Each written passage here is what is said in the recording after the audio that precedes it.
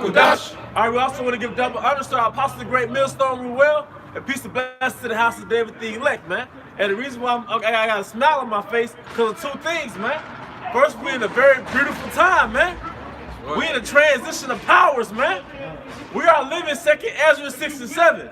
But before I get to that point, all right, the other reason I'm smiling because we got some very honorable guests here in our Mississippi camp, man.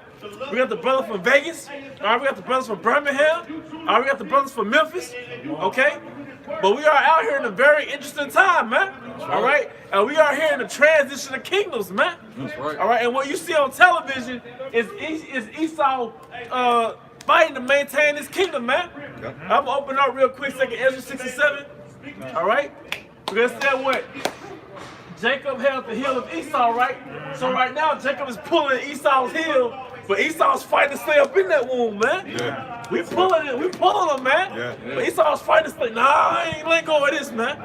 All right, but hey, man, you can't force the course of the river, man. Okay. Yeah, this 2nd Ezra chapter 6 and verse 7. It said, then answered I and said, what shall be the parting asunder of the times, or when shall be the end of the first and the beginning of it that follows? Hey, that's why it says in Job that he have set forth bounds against that wicked man. All right, because Esau has a weakness, man. When you see Esau walking up and down the street with no care in the world, you see Maseratis passing by, you see Bentleys passing by, you see these high-end restaurants that only you can work in and not eat in, and it looks as though like this is just the way things are, man. All right, guess what? That's only going to exist for a time. Because once upon a time, there was Ethiopians walking around in their power. And they didn't have a care in the world. And they had the best high-end chariots, man. The Egyptians, they was in these big pyramids, and they were the rulers of the earth, and everybody came to Egypt for knowledge and to make money, all right? But guess what? That's just dirt and desert now, man. They're just relics of the past now, man. And Esau's gonna be a relic of the past, just like the other empires, man. Okay? All right, so read that again, brother.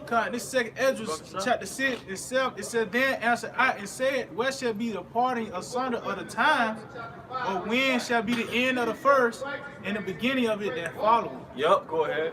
It says, and he said unto me, from Abraham unto Isaac, when Jacob and Esau were born of him, Jacob's hand held first the heel of Esau. Jacob's hand held first the heel of Esau. And it's showing you in 2nd Ezra 6 and 7 that was symbolic, man. All right? The fact that Esau is in power, and we know that Esau's a so-called white man, that already shows you who's the next person that's going to be in power. But you got Moab fighting for power. You got other versions. The Edomites want to be in power, the Russians, the Germans. But the fact that Esau is in power is already indicative of who's going to be in power after him. It's telling you that Jacob held his heel. Now go ahead and continue that. It says, for Esau is the end of the world, and Jacob is the beginning of it that follows. Esau was the end of the world, man. Esau was that last empire, man. Esau was that last beast, man. That fourth beast, and we at the foot of that fourth beast, man. We're at the foot of the Roman Empire, man. And this is the Roman Empire. That's why you see cars pass by. Cars ain't nothing but modern day chariots, man. All right? That's why you see all these columns in these buildings. That's Roman architecture, man. All these apartment complexes, that goes back to Rome, man. Chariot races, what do you have now? NASCAR?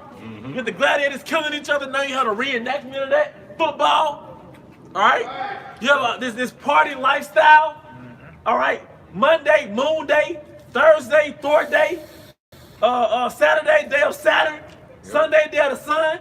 Going back to the Roman Empire, which ultimately goes back to Babylon and Egypt. Right. July. Julius Caesar, Augustus, Octavius, Septimius. All right. So this is an extension of the Roman Empire. This is the fourth beast. But what happened 2,000 years ago? Was that 2,000 years ago? What happened when Rome ended its power, man? Who came right after Rome, man? Jake. That's right. That was indicative of the kingdom to come, man. So it came back. Rome came back during the time of the rebirth, the Renaissance period. So they had to enjoy that little kingdom for a little season. But what's going to happen right again after that? Except this time it's not going to end, man. That's it. All right? Yep. Brother had a precept to that? I was about to go as well. No. All right, that was it. Yeah, I got precept. Oh, no, you go ahead. I got some Quick, too. just real quick. Ecclesiastes 7, verse 8. Better is the end of a thing than the beginning thereof. We'll read that again. Better is the end of a thing than the beginning Hey, man. thereof. Hey, I would much rather. I'm gonna ask you guys, man. 'Cause maybe it just be to feel like this, man. You brothers. I would much rather be in this time of Esau's kingdom than in 1620 when that was the first haul out butt off them ships, man. And you got shackles on with no clothes on, like, man, where the hell am I, man? All right, 80 days on a boat, sitting next to vomit and feces, man. Dead bodies, man. All right. Didn't this say we're like a ball in the ocean, man? All right, man. You got your beard shaved. You don't want to eat. They forcing food down your mouth, man. All right, man. This whole kingdom has been built off by our labor. Down the street and to the left, you got the Civil Rights Museum where it's recorded how they got this country into a world power, man. Free labor. And I recommend when brothers come to Mississippi, go to the Mississippi Civil Rights Museum, man. All right? Because Esau now, he didn't just get regular Israelites. He did what every other kingdom did. He got the warriors, he got the artisans, the craftsmen, the architects, the physicians. So it wasn't just dummies picking cotton. Esau had all types of men in his kingdom under his rulership. Go ahead, brother. Yeah, this is Isaiah chapter 22 and 17. Behold, the Lord will carry thee away with a mighty captivity, and he will surely cover thee. He will surely violently turn and toss thee like a ball into a large country. Woo! Hey, it's a mighty captivity, man. Wait a minute, 400 years is a mighty captivity. Getting a whole nation of people and shifting them across the Atlantic Ocean to a whole other country is a mighty captivity, man. Change the dynamic of the whole earth. And really, it's a global slave trade, man. The whole world hit a lick when we went into captivity, man. That's why I said this was that second Maccabees who have not partaken in the spoil of Israel. Because right after that, the fake Jews set up a structure. All right, we're going to give y'all Edomites these plantations. It was a franchise. This how you have a McDonald's franchise. All right, we're going to give you the store. This is the format, how you run a store. These are the tools for the running the store. We're going to give you this plantation. All right, and this is the stuff to run a plantation. They gave the American Edomites the structure to run the plantations, man. But it was all financed by them fake Jews, man. Okay? And even these banks, like J.P. Morgan, those banks use slaves as collateral for the slave owners, man. This very country you stand on is the result of what happened 400 years ago, man. All right? I got a precept just to add what the brother saying about this is a mighty captivity, you know. It's Daniel 9 and 12, and he have confirmed his words which he spake against us and against our judges that judged us by bringing upon us a great evil, for under the whole heaven have not been done as have been done upon Jerusalem. Hey man, this is a great evil. You have a nation of people who don't even exist as a nation. We don't even identify ourselves as a nation. We say we're Americans, man. All right, do you know what it means to exist as a nation? All right, the reason why Jake is so bugged out and so upset with Esau, they don't know another way of living. Part of the reason why we're still in slavery is not because we're picking cotton. We're not picking cotton right now. You depend on another nation for your survival. You depend on your adversaries for survival. If you're thirsty or you want to take a shower, you got to pay Esau's water bill. If you want to cook some, you got to pay Esau's electric bill, man. The way you provide for yourself is working for Esau. He gives you a measly check, and then you pay for your rent or your mortgage, man. But as a nation, you have your own country. The Most High gave every nation their own country or their continent, and you utilize the resources that that country gives, man. We don't exist collectively to utilize the earth's resources of the 12 tribes of Israel. All right? Go ahead. This is Deuteronomy 28 and 48. That's what you got? No. It says, therefore shalt thou serve thine enemies. You should serve your enemies.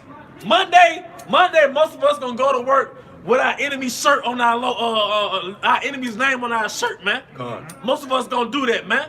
All right? Go ahead. Yep. It says, which the Lord shall send against thee in hunger and in thirst and in nakedness. Hey, and the in Lord, want. select, brother. The Lord shall sin against thee.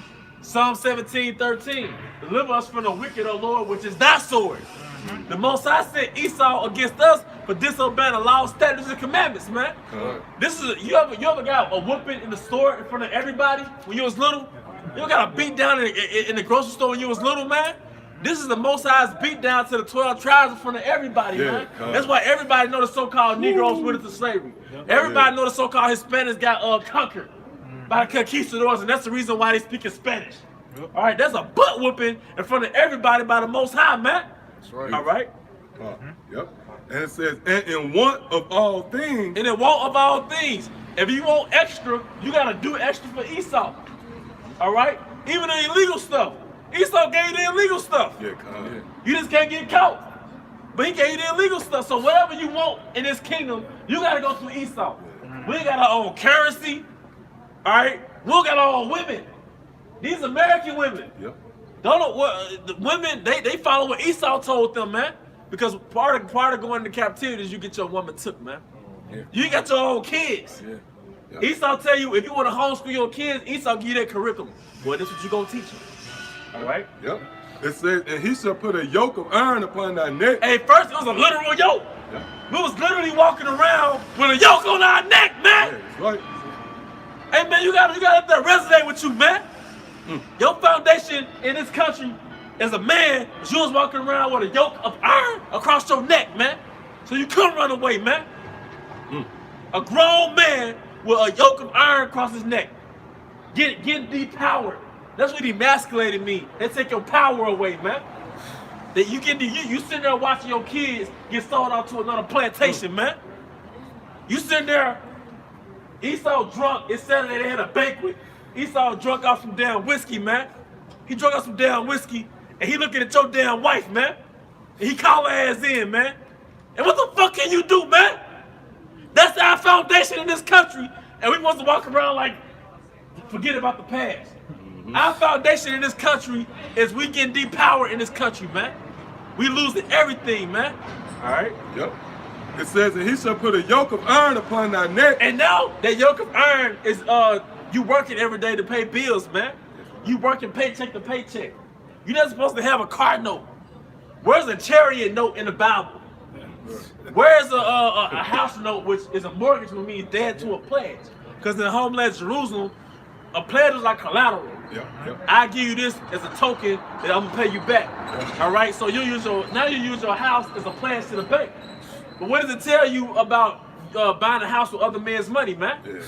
All right. So that people say they ain't not a slave, you are a slave. You're a slave to debt. Because what does it say? The servant is a borrower to the lender. You a slave. Slaves, yep. Yeah, the servant is the borrower. I'm sorry, the borrower, the water. The borrower is a slave to the lender. And if you look at some translations, it straight up say slave, man. Okay, go ahead. Yep. It says, until he have destroyed thee. Now we're destroyed. That's right. What is it saying now? Is that Isaiah, Jerusalem is ruined? Hey, the way you know, I'm gonna get the scripture right quick. I'm gonna say this real quick. The way you know a nation is destroyed when the women are hookers and the niggas are degenerates, man. Anytime you took the power from that country, where all the women sell pussy or they're promiscuous, man, or they're sluts, and the boys are just criminals. You go to any major city where Jake resides in the urban areas, that's a conquered people. That's us being conquered. The little 14-year-old girls walking outside in packs with little shorts on. They got their breasts oiled up and out. They looking all in your car. All right? The dudes walking out 14, 15 in packs looking for evil. That's a sign that the power left that place, man. Yep. The man left that place. He took the man out the household, man. That was an attack on the Israelite man. Westernization, women's liberation, ultimately that's an attack on the Israelite man. Child support. Because if I can take that man out, I got the family.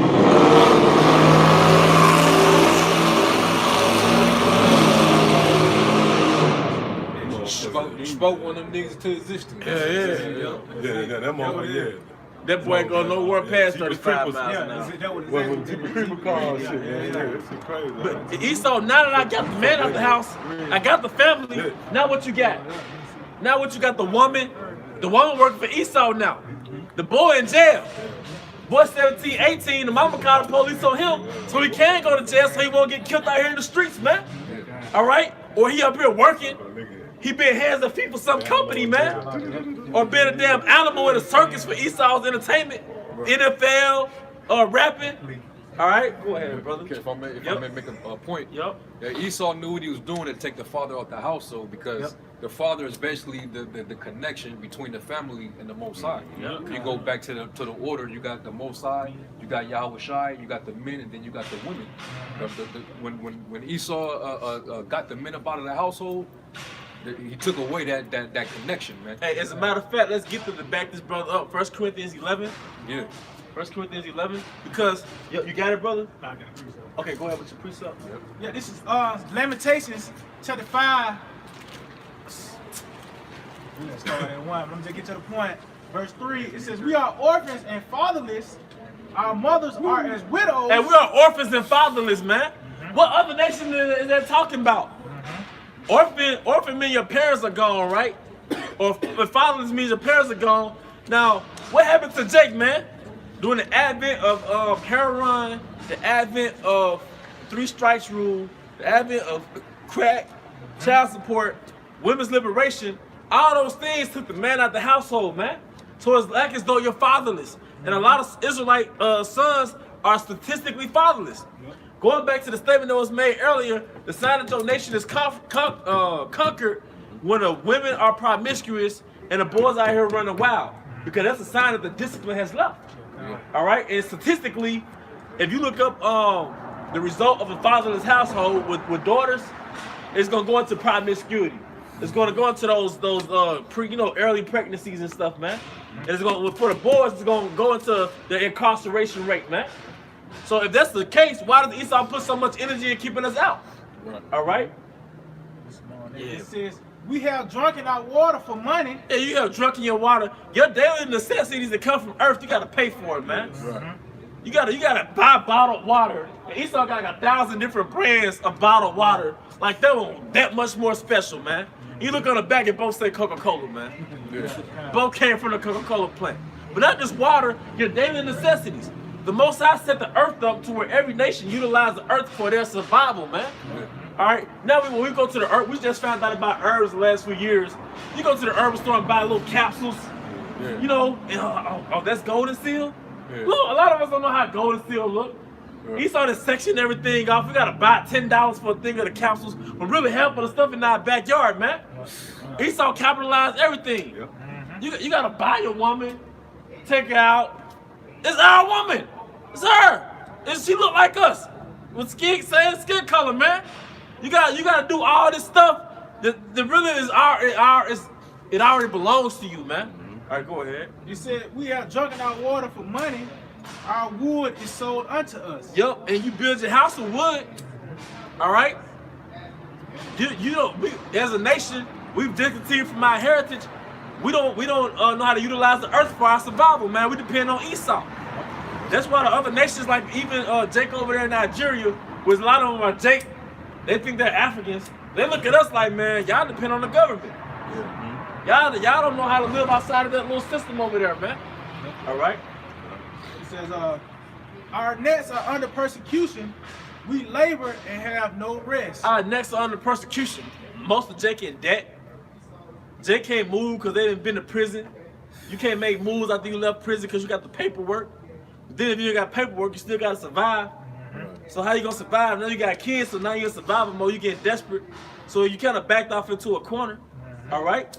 Your necks are constantly under persecution, man. You got demands. You got calls, emails, letters coming in the mail saying you owe this, you owe that, student loan this. All right? Because there is a such thing as systematic racism. Things you got to work twice as hard for. Esau has a network to where it's just given to him damn near, man. Yeah. Some call it nepotism.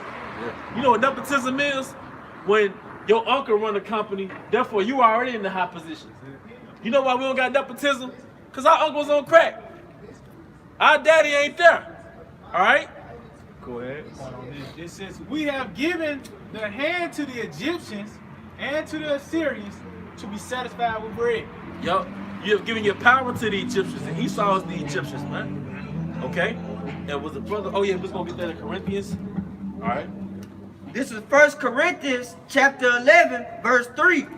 But I will have you know that the head of every man is Hamashiach, Yep, the head of every man is Yahweh Hamashiach, man. All right, go ahead. and the head of the woman is the man. Hey, try telling that to an Israelite woman. No. Try telling that to an Israelite woman, man. Queen, yeah, tell Queen that. Yeah, to our queen, man. And she's under the vibration of the queen of heaven, but Esau liberated her, man. Yeah. The reason why Eve doesn't have respect for you, because she doesn't need you for her survival. That's right. The natural order of man and woman was the woman was going to depend on man for her survival. Wow. The reason why man, yeah, that's right, the provider. The reason why those Israelite men over there got the type of power, because in those rural areas, in those traditional areas, those women still depend on those men for their survival, man. All right, but Esau, what he did, he said, look, I allow you to provide for yourself. So he gave her independence. All right, go ahead. And the head of Hamashiach is Yahweh. Yep. So like the brother Karatazar said, man. I'm sorry, brother from Vegas. Like you said, bro. What was I saying? The man is the natural order of the Most High. The Most High, Yahweh Shai, the man, the woman, and the offspring, man. That's right. Now it's an offense.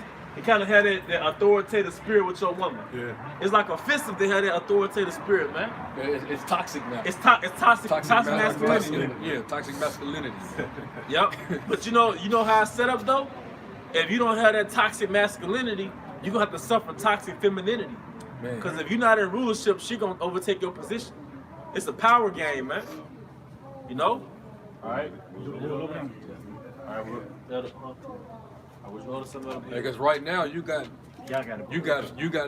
female masculinity and male femininity. Yeah. Both is toxic, man. You know, no, masculinity. Hey, that's patriarchy, man. That's what rule a nation, man. Starting with the men. Hey, what does it tell you in Sirach, the 3rd chapter? It talks about how the blessings come of the father, but the curse of the mother. Oh, yeah, root yeah, of our yep, foundations. it is, yep. I think that's in Ecclesiastes, is the 3rd chapter. You know, because hey, with the fathers, you know, like a father installed the instructions and the discipline in the household. You know, like for example, there's a scripture also in the Apocrypha that says, when you instruct your child, you'll be as one that when you die off, it'll be like you never left, because you install, you know, those moral principles in your children. So he that teacheth his son grieveth the enemy. So if you ain't got the father in the household to teach the children, you know, hey, this, you know, these are the do's and these are the don'ts. These are your enemies. Never trust thine enemy. You got Eve raising that household. She gonna tell you to conform to everything. You know, or you just got to comply with your oppressor, with the enemy. She gonna tell you to go to college and you know, get his degree, get educated by him. You know, she's the one that's still keeping these pagan worldly traditions. You know, Christmas, Easter, that whole spirit. That's because the man ain't in the house enforcing the law, man. You see? Yep, Ecclesiastes 3:9, for the blessing of the father established houses of children, but the curse of the mother rooteth out foundations. So Esau, he knew what was up, man. He knew what was up, man. You know. So let's create women's liberation, okay? So we can start taxing the women. We can make more money. Isn't there the elder apostles went into it, how the Rothschild, I think either the Rothschilds or the Rockefellers, they talked about how they actually crafted the modern Western women through women's liberation.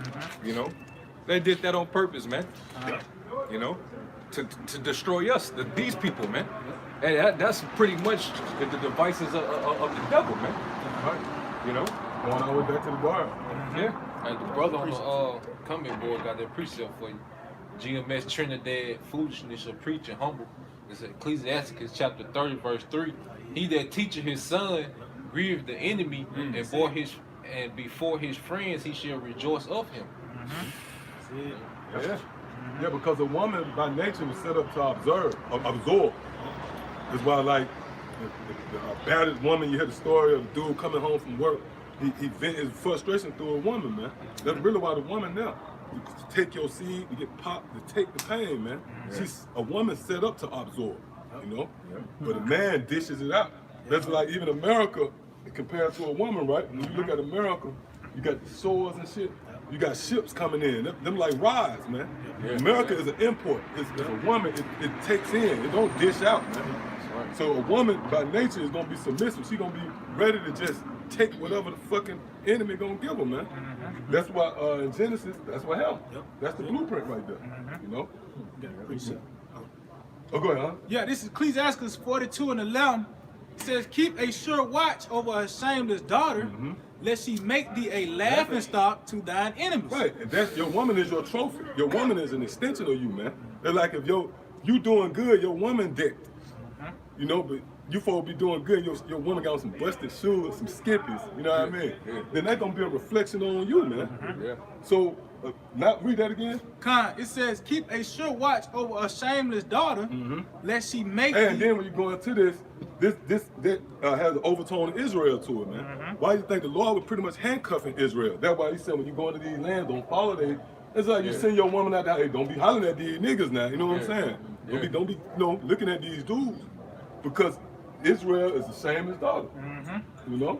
Go ahead. Keep a sure watch over a shameless daughter, lest she make thee a laughing stock to thine enemies, and a byword in the city, and a reproach among the people, and make thee ashamed before the multitude. Right, and that's our people, like we're going into. Amongst all the people, we ashamed, man. You ride by these neighborhoods, man.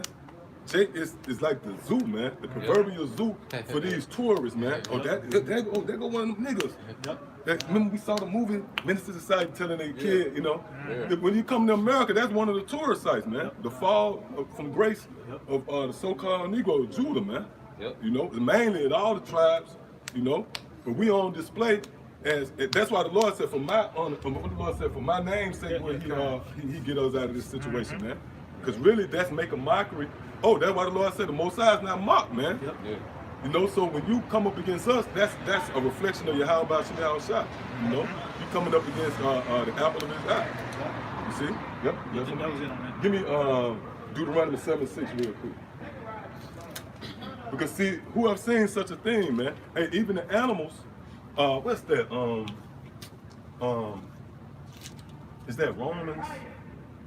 Talk about even the creature. Yeah, the earnest expectation of the creature. Romans 8. Romans 8. Yeah, get that real quick. About 20th verse. Because again, who have seen such a thing, man? Israel. All right, we forgot. You know, and that's a part of the Lord's plan, but we forgot where we was at, man, as a nation, man. Right. We were the children of the Most High, you know what I'm saying? So look at us now. See? Yep, so get that Deuteronomy 7:6 first. Yep, go ahead. This is Deuteronomy 7:6. For thou art a holy people unto the Lord thy Yahweh. Yeah, see, the Lord thy power. Look, the Lord said we are holy people unto him. That means the Lord feels some type of way about us, man. And that's just like your brother. Which matter of fact, let's go into that too and what's that? Ezekiel 16. Yeah, get that. Yeah. That dysfunctional relationship, if you will, between the Most High and Israel. Which that dysfunction is on the part of us, man. Because we possess that spirit of rebellion, man. You know? Go ahead, continue right here. The Lord thy Yahweh have chosen thee to be a special people unto himself. Above all people there are upon the face of the earth. See that? So now look at us now, man. You know? So that's like your trophy, you know, what you polished up to be a special possession for you has been sullied, man. So now what the Lord gonna do? The Lord's gonna be forced to take it out on those who sullied us, man. And that's gonna be you Edomites, man. That's right. Like that image right there, man, I'm trying to tell you, man. We see that shit all the time. Like them the fiery devils that put you in captivity, man. Them younger ones, that's to show you how bad the Lord is. Because, you know, you are having your spirit to overlook them the motherfuckers that them the grandddads. That's what that was scripture say, prepare slaughter for the children for the iniquity of their fathers. That's them. But the Lord's so bad, everything is a task. You gotta use wisdom in every move. You know? So yeah, come on, get that Romans real quick out. Yep. Then we're gonna go to that Ezekiel. This is Romans chapter 8, verse 19.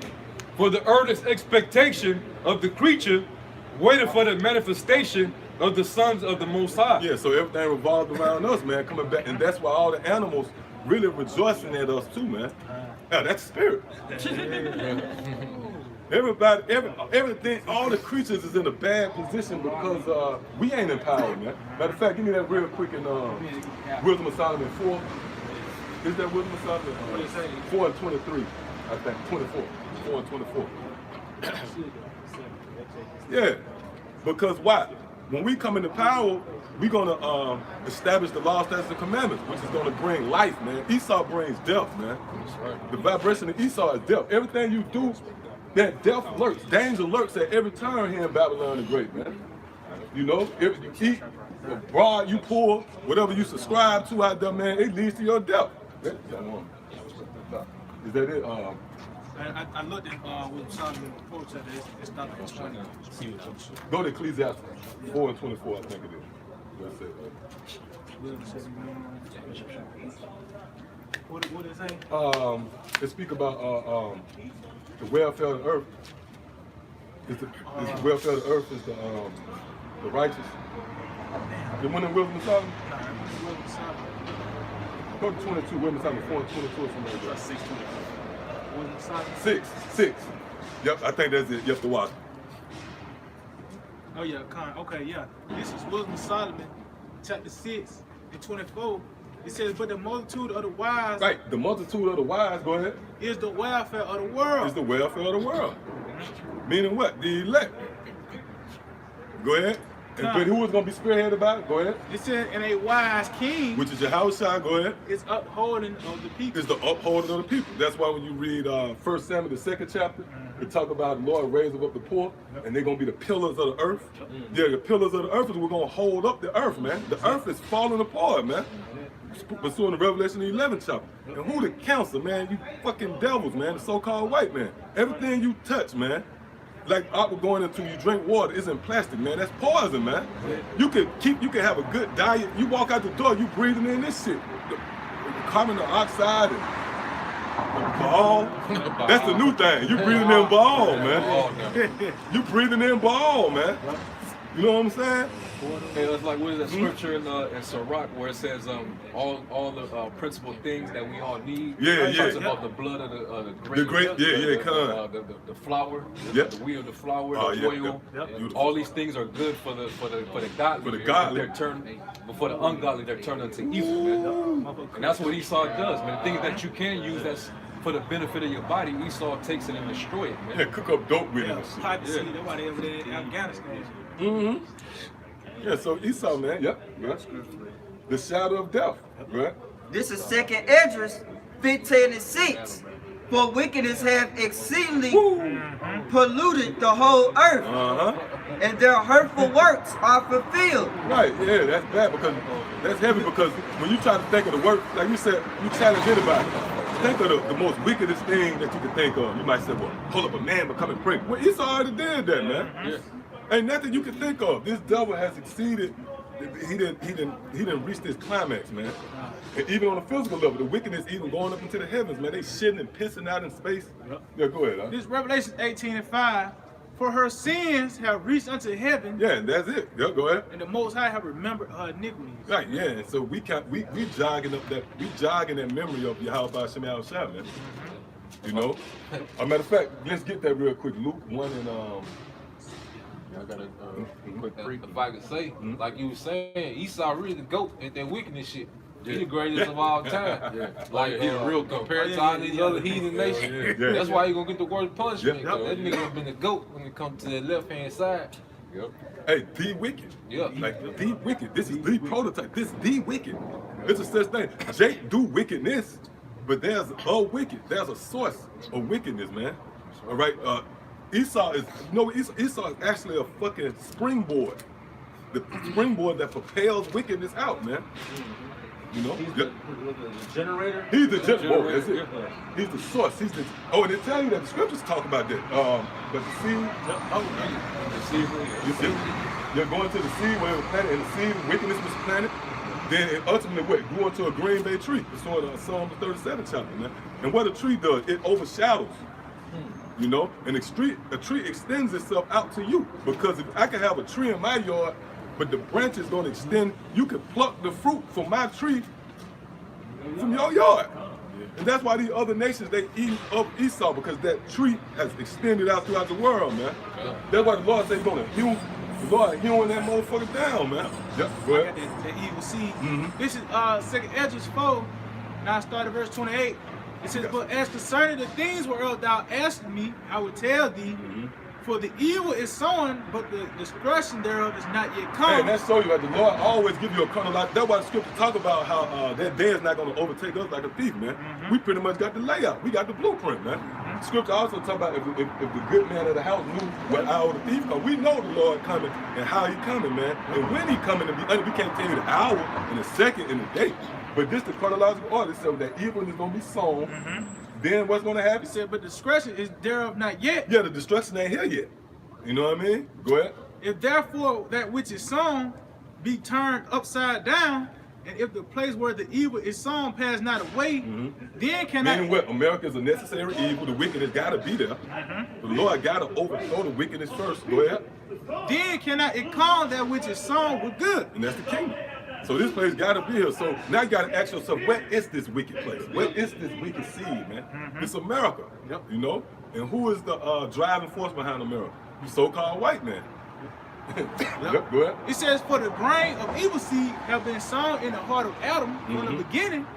How much ungodliness have it brought up until this time, and how much shall it yet bring forth until the time of threshing comes? Right, and that's going into Revelation 18 chapter, because when the fruits, when everything is fulfilled, you feel compelled to pluck it. Like if you see a plum that's, you know, that's already ran its course, you're going to pluck it, man. And if you don't pluck it, it's going to eventually just fall anyway, because it ran its course and it's right, man. So that threshing, Yahweh's going to come and thresh, you know? That's why that scripture in Joel, I think it's the 3rd chapter, where it says, put you in the sickle. For the wickedness is great. You know, it's going back to thresh, man. We're going to that in Revelation and going to that. I got that too. This is Revelations chapter 14, and you got a piece of that? and I get 18. It says, and another angel came out from the altar which had power over fire. Right, and that's dealing with the same 4 angels that's holding back the missiles, man. And the angels in Revelation 9th chapter, where it said the angels, the Euphrates, except for that day, that moment. Because the Lord gave you kind of inkling of that. Remember when the UFOs, so-called UFOs, they start counting down the missiles, the silos start counting down. Oh, and this scripture that tell you how the Lord gonna knock the arrows out of your hand, man. So you know why that's put there? So you'll never know. You can't have a beat on the Lord, man. The Lord can do whatever the hell he want to do, man. Like just said, Russia and all them guys get together and say everything cool. The Lord can make the missiles go still, man. So you can't. That's how bad the Lord is. It's angels over that. Man ain't over that. So like it's been times where, like, going back to the Cold War, where they've gotten close to, you know, firing off those missiles, but the Lord had it to where, you know, a lot of it went wrong, because at that time the elect hadn't been sealed yet. So the Lord got the angels, you know, holding back those winds. So they've been doing a lot of trying to test fire nukes, and it would always not go through. You know, so you know, the Lord is in control of this thing. You know, there's a point that you made about it. They made peace, because it was a Twilight Zone episode where they all made world peace, and they still it was the so-called aliens came down and said we was looking for warriors, and they still destroyed the earth. You know what I mean? Yeah, because the Lord gonna do a thing anyway. And it's angels that's designated. They was created to shoot them missiles. I mean, you know, for the fire to go. That's the angel that's over the fire. Go ahead. It says, and another angel came out from the altar which had power over fire, and cried with a loud cry to him that had the sharp sickle, saying, thrust in thy sharp sickle, and gather the clusters of the vine of the earth, for her grapes are fully ripe. Right, right. That's what the Lord said. He's gonna stomp it like a wine press.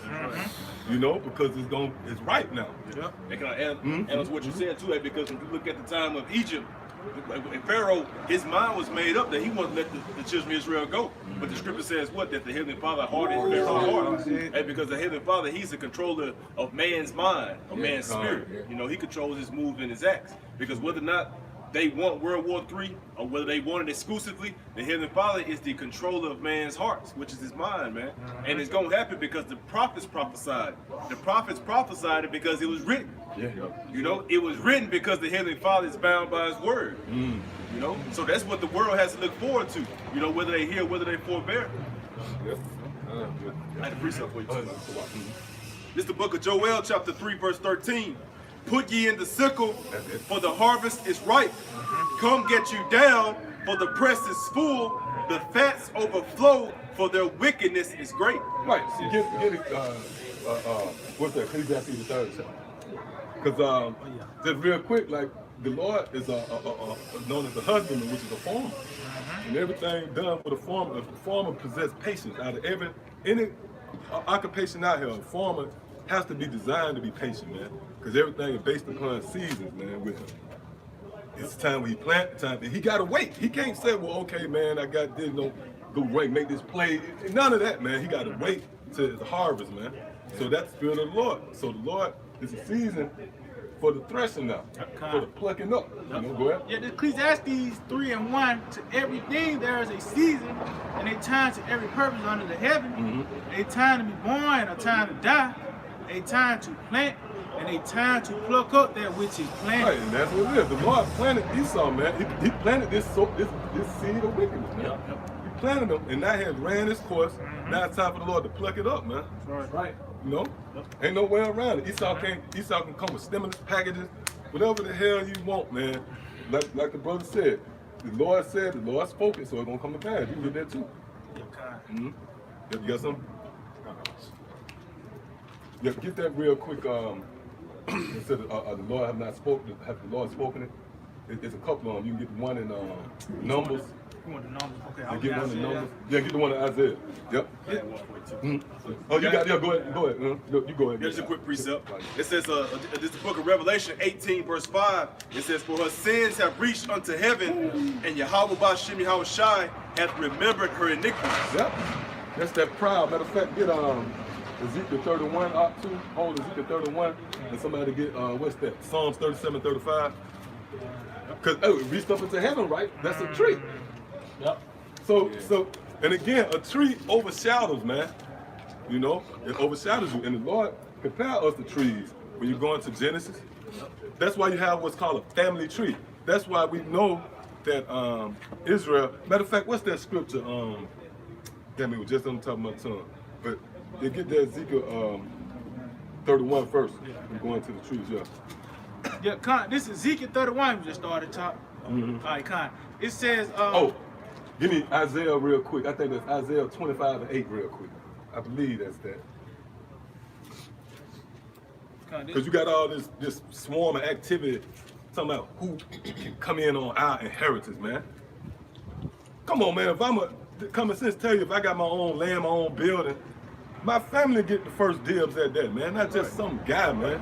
Just because they like me. Who did Trump hand his inheritance down to? Yeah, come. You know, you got Trump Towers, Trump Industries. Yeah. Who outside of the Trump family is a withholder of those things? Nobody, man. You look at the Rothschild. Who outside the Rothschilds are getting a piece of their inheritance? Nobody. But everybody want to be a part of this right here. No, man, the Heavenly Father don't work that way. If you man upon planet Earth and you can't fathom, you can't see no way to let nobody in, how is the Heavenly Father any different? When this is the apple of his eye, when this is his chosen people, you choose your own family, you choose your own household over another, right? This is the Heavenly Father's household. It's all the same. People want to talk about how we are God's people and we're God-like and we have the same mind as Jesus and all this other stuff, but you really don't. You really just hypocrites, man. And you want to partake of this because Esau wept bitterly over that blessing after he gave it away, man.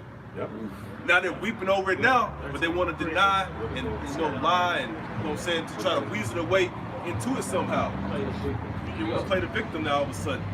I gotta, like we can't just go to the skybox in Dallas Cowboy Stadium Yeah, just busting, sitting beside Jeremy, like, you know, what's good, you know, what's champagne, you know, but his son can go straight through all the security, Yep, you know, no check down and nothing. You may not touch it. Yeah, you know, but we can't do that, but everybody want to just take hold of the covenant, like it's just accessible to everybody. That's how you know it's the truth. Yeah. Yeah, they're coming on our inheritance. Quick one. This is Baruch 4, verse 3. Give not thine honor to another, nor the things that are profitable unto thee to a strange nation. You know? Yeah, man, that's a commandment, man. So we're not to, man. And furthermore, we the only nation that qualify for salvation. It tell you that in Luke the 1st chapter, where it said that we might be saved from our enemies. So somebody got to be the enemies, man. You know. So yeah, give me that Jeremiah real Yeah, quick. it's Jeremiah chapter 3 and verse 13. Only acknowledge thine iniquity that thou hast transgressed against the Lord thy power. Right, and that's us. We acknowledging our iniquity, man. You know, what? And hast scattered by thy ways to the strangers under every green tree. Right, under every green tree. And that's dealing with all these different captivities under these different nations, man. And again, tree symbolizes a family. You know what? Real quick before we get that Psalm 37, what's that Malachi? Which I lead in the root. Get that real quick. Because you can read that and you just say, okay, yeah, all the trees gonna be uprooted. No, that's dealing with, as Babylon goes down, Esau goes down. The family tree of Esau is going to be uprooted in that dynamic, because they're going to lead to them in that pursuit of them being wiped away as a nation. Yeah, go ahead. Yeah, leave the root of branch. Yeah, this is Malachi chapter 4 and 1. It says, for behold, the day cometh that shall burn as an oven, and all the proud, and all that do wickedly shall be stubble, and the day cometh shall burn them up, says the Lord of hosts, that it shall lead them neither root nor branch. Yeah, lead them neither root nor branch. That's in Babylon destruction is simultaneous with Esau and his family line, man. So that's that tree that the Lord gonna uproot. The Lord said gonna leave neither root, because you can chop a tree down. If you leave a root, they'll come back into power. It'll grow again. That damn same tree, that fruit, it'll come back. And the Lord is a farmer. The Lord know how to get rid of that tree, man. Yeah, by the roots. Hold on real quick. Yeah, I know the priest. I get here. This is Job 18. And start. That was yeah. You want to get it, No, bro? I already dropped. You got it. Oh, okay. This is Job 18, verse starting at 14. It says, his confidence shall be rooted out of his tabernacle, and it shall bring him to the king of terrors. It shall. Oh, that's bad. That tabernacle too deal with your house, your family line too. Like the tabernacle, the house of, the house of David. Yeah, go ahead. It says, it shall dwell in his The house tabernacle. of Esau. Because you know what the scriptures say? What did it say? The light. Said no. What did the scripture talk about? The light of. No, talk about Job. It's in Job. The candle of the wicked. Is that the same chapter? Yeah. When it said the candle of the wicked shall be put out. Matter of fact, it's I'll jump up. Go to that real quick. Job 18, verse 5. It says, the light of the wicked shall be put out, and the spark of his fire shall not shine. The light shall be dark in his tabernacle. Now, see, that's dealing with Esau is the wicked, right? But who is the light of the wicked? The Illuminati, man. That's the candle. That's the light of the wicked. That's who spirit. A car got lights in front of it. So your light is. That's why the scripture said the eye, the body, the eye. So Esau, like Pharaoh, was the light of the Egyptians. He was the one that led them. But that was one of his titles. What he say? I am the. What he say? I'm the morning star. The light, the bright morning star. Something like that. So. Now, the light of the wicked, which is the Illuminati, the brain tank, the thinkers of the so-called white man, because it ain't the average Joe six-pack that got you really in derision like that. It's the thinkers, the head. Oh, the head. That was your mind. The wise men. Yeah, the wise men, yeah. Your spirit is a lamp in your mind. Yeah, spirit is a lamp is your body. So if you got a body, right, let's say the body of Esau, who would be their head? It would be the Illuminati. Then their arms would be their military and so forth and stuff like that, man. But the signal come from their head, so the Lord gonna take out that light, and they're gonna be woozy, man. The light of thy body is the eye. Right, yep, spirit, yep. The all-seeing eye. Yep, the all-seeing. So the Lord say gonna put that candle out. That's why they when they this last little ploy with the so-called black. It was so sloppy, man. That's a form of the Lord taking their light away, man. Because they used to be more elaborate, more bad. Esau used to do some shit. Yeah, more convincing. Yeah, more convincing. Yeah. The internet sloppy comes now. up too, also. Yeah. Every time Esau has a story, it's internet, it's YouTube videos breaking it down, dissecting it. Yeah. Those are crisis actors, and they put up a video where he was in the same, Yeah. a whole other scenario. The same hook. Yeah, same guy, you know. Yep, and just like too, when just like the apostles, you know, with that chip, they didn't want to put the chip out, but the apostles were bringing that chip out. So he had the mark of the beast, and storm with them and all of the brothers. So Esau like, God damn, we got to go back. You know what I mean? We got to draw some more shit up. You know what I'm saying? They'll have some more counsels on. Yeah. It says, verse 6, it says, and his candle shall be put out with him.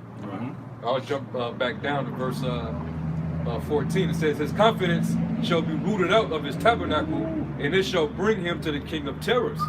It shall dwell in his tabernacle because it is none of his. Brimstone shall be scattered upon his habitation. His roots shall be dried up.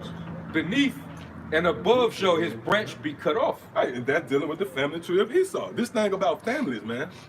An inheritance go to our family, you know what I mean? That's why when you read, but Yahushua went into Yahushua family, man, showing he the only Israelite. That's the king right there. Who else can make that claim that I can go into my... The scripture made a conscious effort to show the genealogy of Yahushua, man.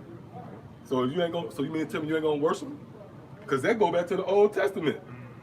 You know, and that's thorough. It's broke down. You can go and you can cross-reference it, man. It all check out, man. Those names and they all line up. See? So now go to oh, you got something? Then Psalm 37. Then we'll go to that. Yeah, go ahead. This is Psalms 37 and 35. I have seen the wicked in great power and spreading himself like a green bay tree. Right. So that seed was planted, and then what happened? It grew. You know what I'm saying? So now the Lord is using that axe, that proverbial axe. I've hewn you down by the prophets, man. And that's why we were kind of touching on that, you know, briefly earlier through the Spirit, how we really can't boast that we doing the work, because it's really Yahushua doing the work. Because when you read, matter of fact, give me that real quick, Isaiah 10 and 15. Even though we can apply that to Esau, it applies to everything is at the disposal of the Lord. Everything is nothing but a vessel of the Lord. He uses it the way he want to use it. That's right. See what I'm saying? So get that Isaiah 10 and 15. Yeah, kind of. This Isaiah, it's like this Isaiah chapter 10 and 15. Shall the axe boast itself against him that heweth therewith? Or shall the saw magnify itself against him that shaketh it? As if the rod should shake itself against them that lift it up, but as the staff should lift up itself as it were no wood. So the axe can't boast. That's on all levels. Esau is the sword of the Lord. The Lord uses Esau to do his thing, and the Lord uses us to do ours, to do the thing on the right hand side. So we that axe that's hewing down Esau. And this is how it's you know, you go to the word hewing, it means what? To constantly chip away. Yeah, yep. So who really doing the work? The one that's swinging the axe. We just the tool he using to cut Esau, man.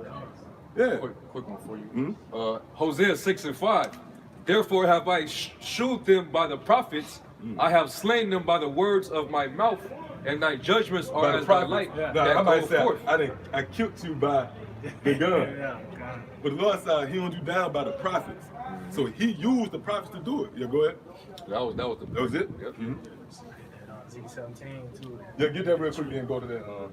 Yeah, this is Ezekiel 17 and I started verse 5. That's what I wanted. Is that what you And want? 31, it's 1 and 31 too, I believe. Ezekiel 31. Okay. But go to 17, yeah. Ezekiel 17 and I started verse 5. He took also the seed of the land and planted it in a fruitful field. He placed it by great waters and set it as a willow tree, and it grew and became a spreading vine of low stature. They're dealing with us now. That's the tree. Oh, and that's a cut on the wild olive tree. Well, the wild olive tree is nothing more than the noble tree that turned into a wild olive tree. Why? Because we was planted in fucked up land. See? We was planted. Matter of fact, start at the top of that. Yeah. Because they want to know how we turned to the wild olive tree. We were planted in noble land. We was planted noble in Jerusalem. But then what happened? We was plucked up. Well, matter of fact, read. Yeah, kind of, this is Ezekiel 17 and 1. And the word of the Lord came to me saying, Son of man, put forth a riddle Yeah, that's why they can't get it, because it's a riddle. Go ahead. and speak a parable unto the house of Israel, and say, thus said the Lord power, a great eagle with great wings, long wing full of feathers, which had diverse colors, came into Lebanon, and took the highest branch of the cedar. He cropped off the top of his young twigs, and carried it into a land of traffic, and he said it. That's America, because that word traffic right there is business. We do commerce. Yep, commerce, yep. Go ahead. He set it in a city of merchants. Yep. He took also of the seed of the land and planted it in a fruitful field. See, he took the seed, that's that tree. You pluck up that tree and you put it in a bad land. You plant a seed in a messed up land, then it's gonna be a thud. It ain't gonna produce. The Lord gonna look at it and say, what the hell, you ain't producing? No, because the soil is what give that land. You know, we in a fucked up land. See? Go ahead. Yep, it says, he took also the seed of the land and planted it in a fruitful field. And he placed it by great waters. That's America, because America's surrounded by great waters. This is how they eat, you know, through them ships coming in. Go ahead. And set it as a willow tree, and it grew and became a spreading vine of low stature. Right, because we grew, and we grew because we Jake man multiplied. But we a low stature, man. Everybody look down on it, just like I was going into. Can I say this? Status goes back to stature. Yep. The 12 tribes have low status in America, proving that we're the tree that has low stature, man. Because most of us don't go past the blue collar field. Most of us don't get in a $200,000 a year arena, man. We have low, going to show you that we're the tree with low stature in that great city, man, that great place. And that go back to that same wild olive tree that became a strange, back to the strange degenerate vine. Yeah. All that is centered around that, you know. But It says, and it grew and became a vine of low stature, whose branches turned towards him. just like I was going into, we depend on Esau for everything. Read that again. It says, and it became read that again. And it grew and became a spreading vine of low stature, whose branches turned towards him. So who? Esau. We turn to them devils for everything. Our branches, we have to extend ourselves to you, man. Go ahead. So it became a vine and brought forth branches and shot forth sprigs. There was also another great eagle with great wings. Okay, now go back there. Okay, I remember you were trying to come up and we asked him to break that down. Yeah, go ahead. You want that 31, Now right? go to that 31. All right, come. Yeah, because again, Esau compared to a tree. All the nations compared to a tree, you know. But in this case, we're dealing with Esau as the devil. Okay, your tree has outgrown itself. I mean, it's reached its climate, man. Now, what's going to happen? You got to be chopped down, but you're going to be uprooted. See, go ahead. Yeah, kind of Ezekiel 31, and I started 2. It says, "Son of man, speak unto Pharaoh, king of Egypt." Now, what Pharaoh that's talking about? Is that talking? It couldn't be talking about that Pharaoh. Who that's talking about right there? Go ahead. That's really going into you can say Trump and all that, and it all makes it all true, but it's going into these elites. Because Trump and all them is just the extension of the elites. You know what I'm saying? Because the elites are the light that you was talking about earlier. Trump is that mouth. Them out. So They're boasting great things. Great swelling words. Yeah, great swelling word. Ooh. Yeah, that's bad, Yeah, kind. It says, "Son of man, speak unto Pharaoh, king of Egypt, and to his multitude, whom art thou like in thy greatness? Behold, the Assyrian was a cedar in Lebanon with fair branches and with a shadowing shroud." Yeah, that's that tree. Like we said, when it gets so big, that's that great tree. It gets so big and it just shouts. That's the shadow of death, man. It blocks light. It blocks the sun. It blocks knowledge and understanding. You know, what these motherfuckers teach you, man, the curriculum they give you, the philosophies, it blocks you from the real light, man. Yeah. Right. That's that shadow, man. Yep, go ahead. It says, And that's why the scriptures say that they're the rulers of the darkness of this world. They're responsible for that covering cast over the people, man. And it all makes sense with the shadow of that tree, you know, the covering cast. Or when you read Jonah, what's that, like Jonah, that last chapter? Yeah, where that worm ate that branch and shaved him, and then the sun started beating on him. Man. And he was suffering about it, right? But it was good, though. He got the sun. Yeah. That's awesome, man. That worm ate, that worm ate that branch from over our head, man. And a worm is a slow methodical surgical strike, man. That's how see? Oh, and then that's why Lord, and we're part of that worm. You know when it says worm is covered under you? We really those worms to be under because we the ones that Lord using it. So you're using something as soft and insignificant as a worm, man. Yep. God, it says, behold, the Syrians was a cedar in Lebanon with fair branches and with a shadowing shroud and of and high stature, and his top was among the thick boughs. Right, so out of all the trees, the so-called white man in America was exalted over everybody. Go ahead. The waters made him great. Oh, that's how he great, through the imports, through the waters. Everything coming to this devil through the waters. That's what made this devil great, man. Go ahead. The waters too. Woo! Come on now. We made America great, man. Great. Man, yep, go ahead. It said the waters made him great. The deep set him up on high with her rivers running round about his plants and sent out her little rivers unto all the trees of the field. Right, so that's the philosophies of America going to all the other nations, all the other trees. Go ahead. Therefore his height was exalted above all the trees of the field. Yeah, of the world. You fucking devils, you outgrew everybody, man. Go ahead. And his boughs were multiplied, and his branches became long because of the multitude of waters when he shot forth. Right, and the branches dealing with all the business they did. But watch this, when you go into this is going to summarize the rise and fall of America. Go ahead. It says all the fowls of heaven made their nests in his boughs. Right, when these different nations came over here for soft landing for their kids. You know, they putting all the different foreigners came over and they settled in the branches. Go ahead. And under his branches did all the beasts of the field bring forth their young. See, they bring their young, they come over so they can get a good start in America. Good. And under his shadow dwell all great nations. Under this knowledge, man, of the so-called white man. You got over in the Middle East, they wearing middle skirts, tights, and leggings with a cell phone on their ear, man. See, that's their shadows. See, read that part again. It says, all the fowls of heaven made their nests in his boughs, and under his branches did all the beasts of the field bring forth their young, and under his shadow dwelt all great nations. So the knowledge of the so-called white man, all the nations dwelling under that. Go ahead. It says that thus was he fair in greatness, in his greatness, in the length of his branches. For his extension, he can extend out. This man extends all throughout the world. There's an embassy everywhere. There's a military base. That, like the example we made, if you got a plum tree in your yard, the branch come to my yard, I can pick the plum. I've seen the wicked spread as a Green Bay tree. That's it, see? And that's how Yahweh always did. This let you know these are the teachings of Yahweh because Yahweh said the same thing, but they'll put it in different.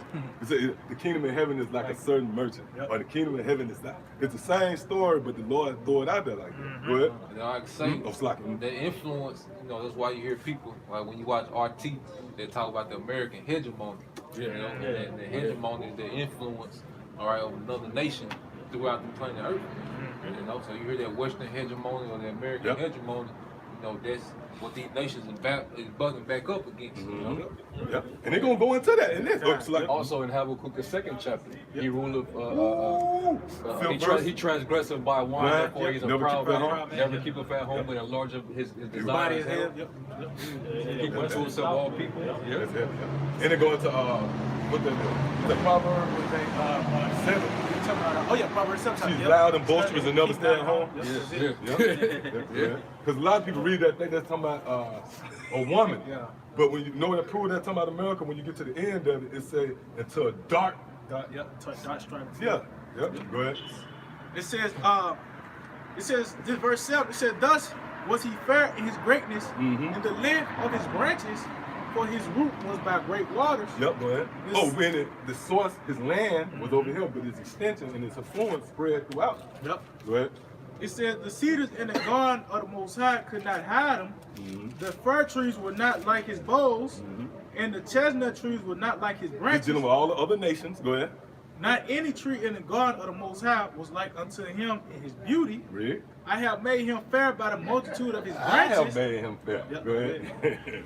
So that all the trees are eaten. What happened? What they did? It says, so all the trees are eaten, that were in the garden of the Most High envied him. They envied him. So now we get to the point where it's going to go down. Yep. These other nations envy you, man.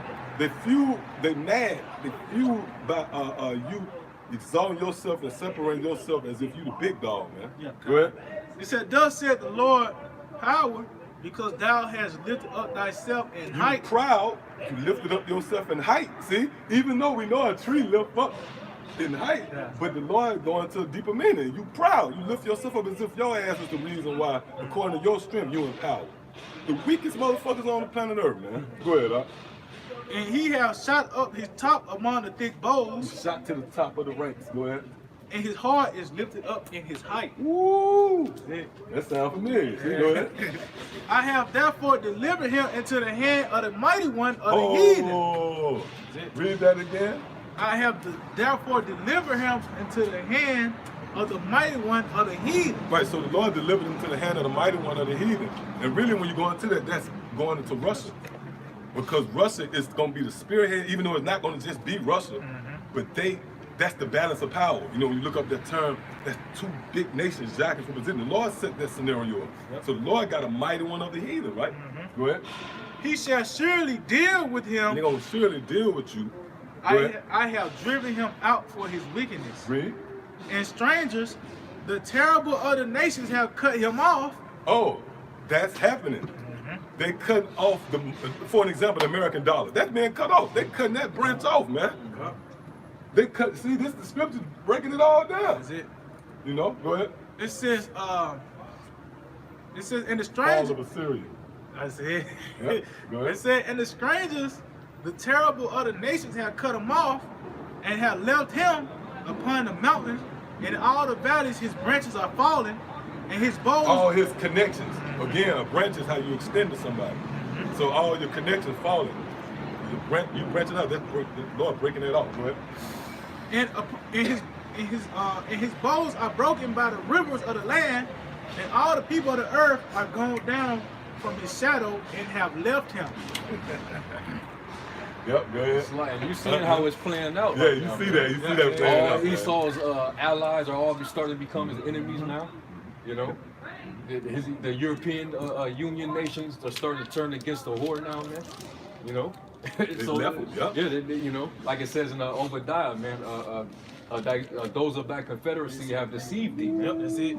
Those who eat that bread. Yep. So he's losing his support, man. These nations are getting fed up with his ass, man. Kind. What's that? It's a little bit more on this, yeah, kind. It says, upon his ruins shall all the fowls of the heaven remain, and all the beasts of the field shall be upon his branches. To the end that none of all the trees by the waters exalt themselves for their height, neither shoot up their top among the thick boughs. Yeah, because ain't no other nation gonna come back into power after that. We don't be the only ones. It says, neither their trees stand up in their height, all that drink water, for they are all delivered unto death to the nether parts of the earth, in the middlest of the children of men, with them that go down to the pit. That's it. Quick one. This is Ezekiel 28, and starting at verse 7. It says, behold, therefore, I will bring strangers upon thee, the terrible of the nations, and they shall draw their swords against the beauty of thy wisdom, and they shall defile thy brightness. They shall bring thee down to the pit, and thou shalt die the deaths of them that are slain in the midst of the seas. Hey, going into Isaiah the 14th chapter, how the Lord's gonna basically bring his ass down to the pit, man, because he exalted himself above all that is called the Most High, man. You know, that's him lifting up. You know, hey, the pride of thine heart have deceived thee, man. You know, he exalted himself as that eagle. It's finna be brought down, man. And it's spiritual, because I think not too long ago there was like an eagle that got caught by an octopus. I think I said they rescued him or some shit like that. Yeah. The Lord be showing like little significant things That's bad. take place that signifies Esau's end, man.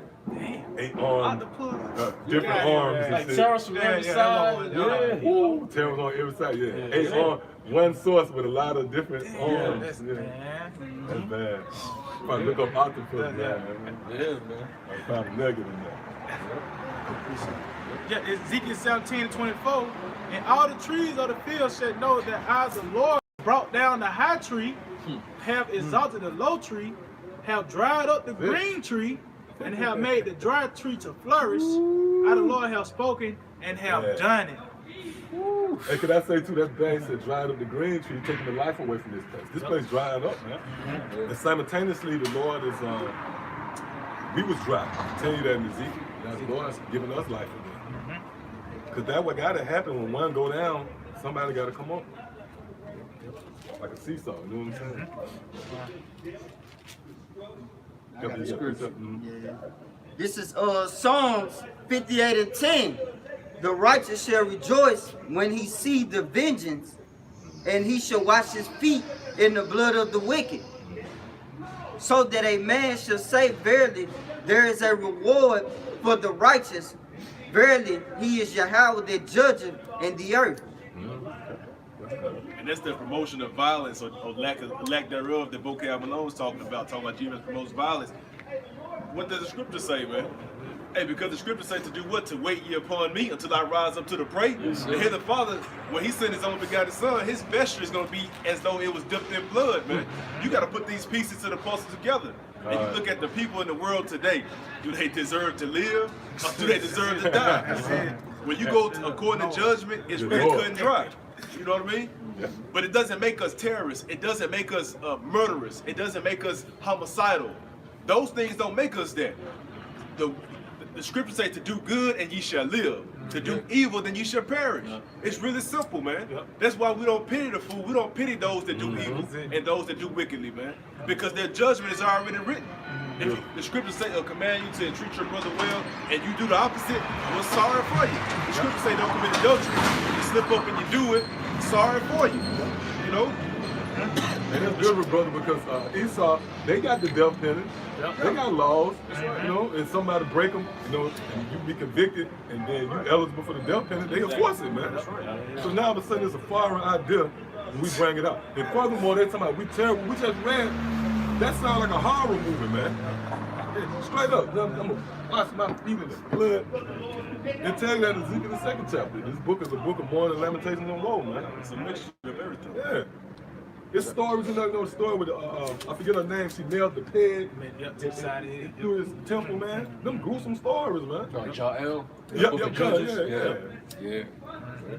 I got one. This is Proverbs 28, verse 5. It says, evil men understand not judgment, but they that seek the Lord understand all things. You know? Hey, all we're doing is just testifying of Esau's judgment. You know? So if you have an issue with us testifying of this man's judgment, then that makes you the evil one. You know? What the Lord, he said he created judgments so that we be able to govern the earth in righteousness, man.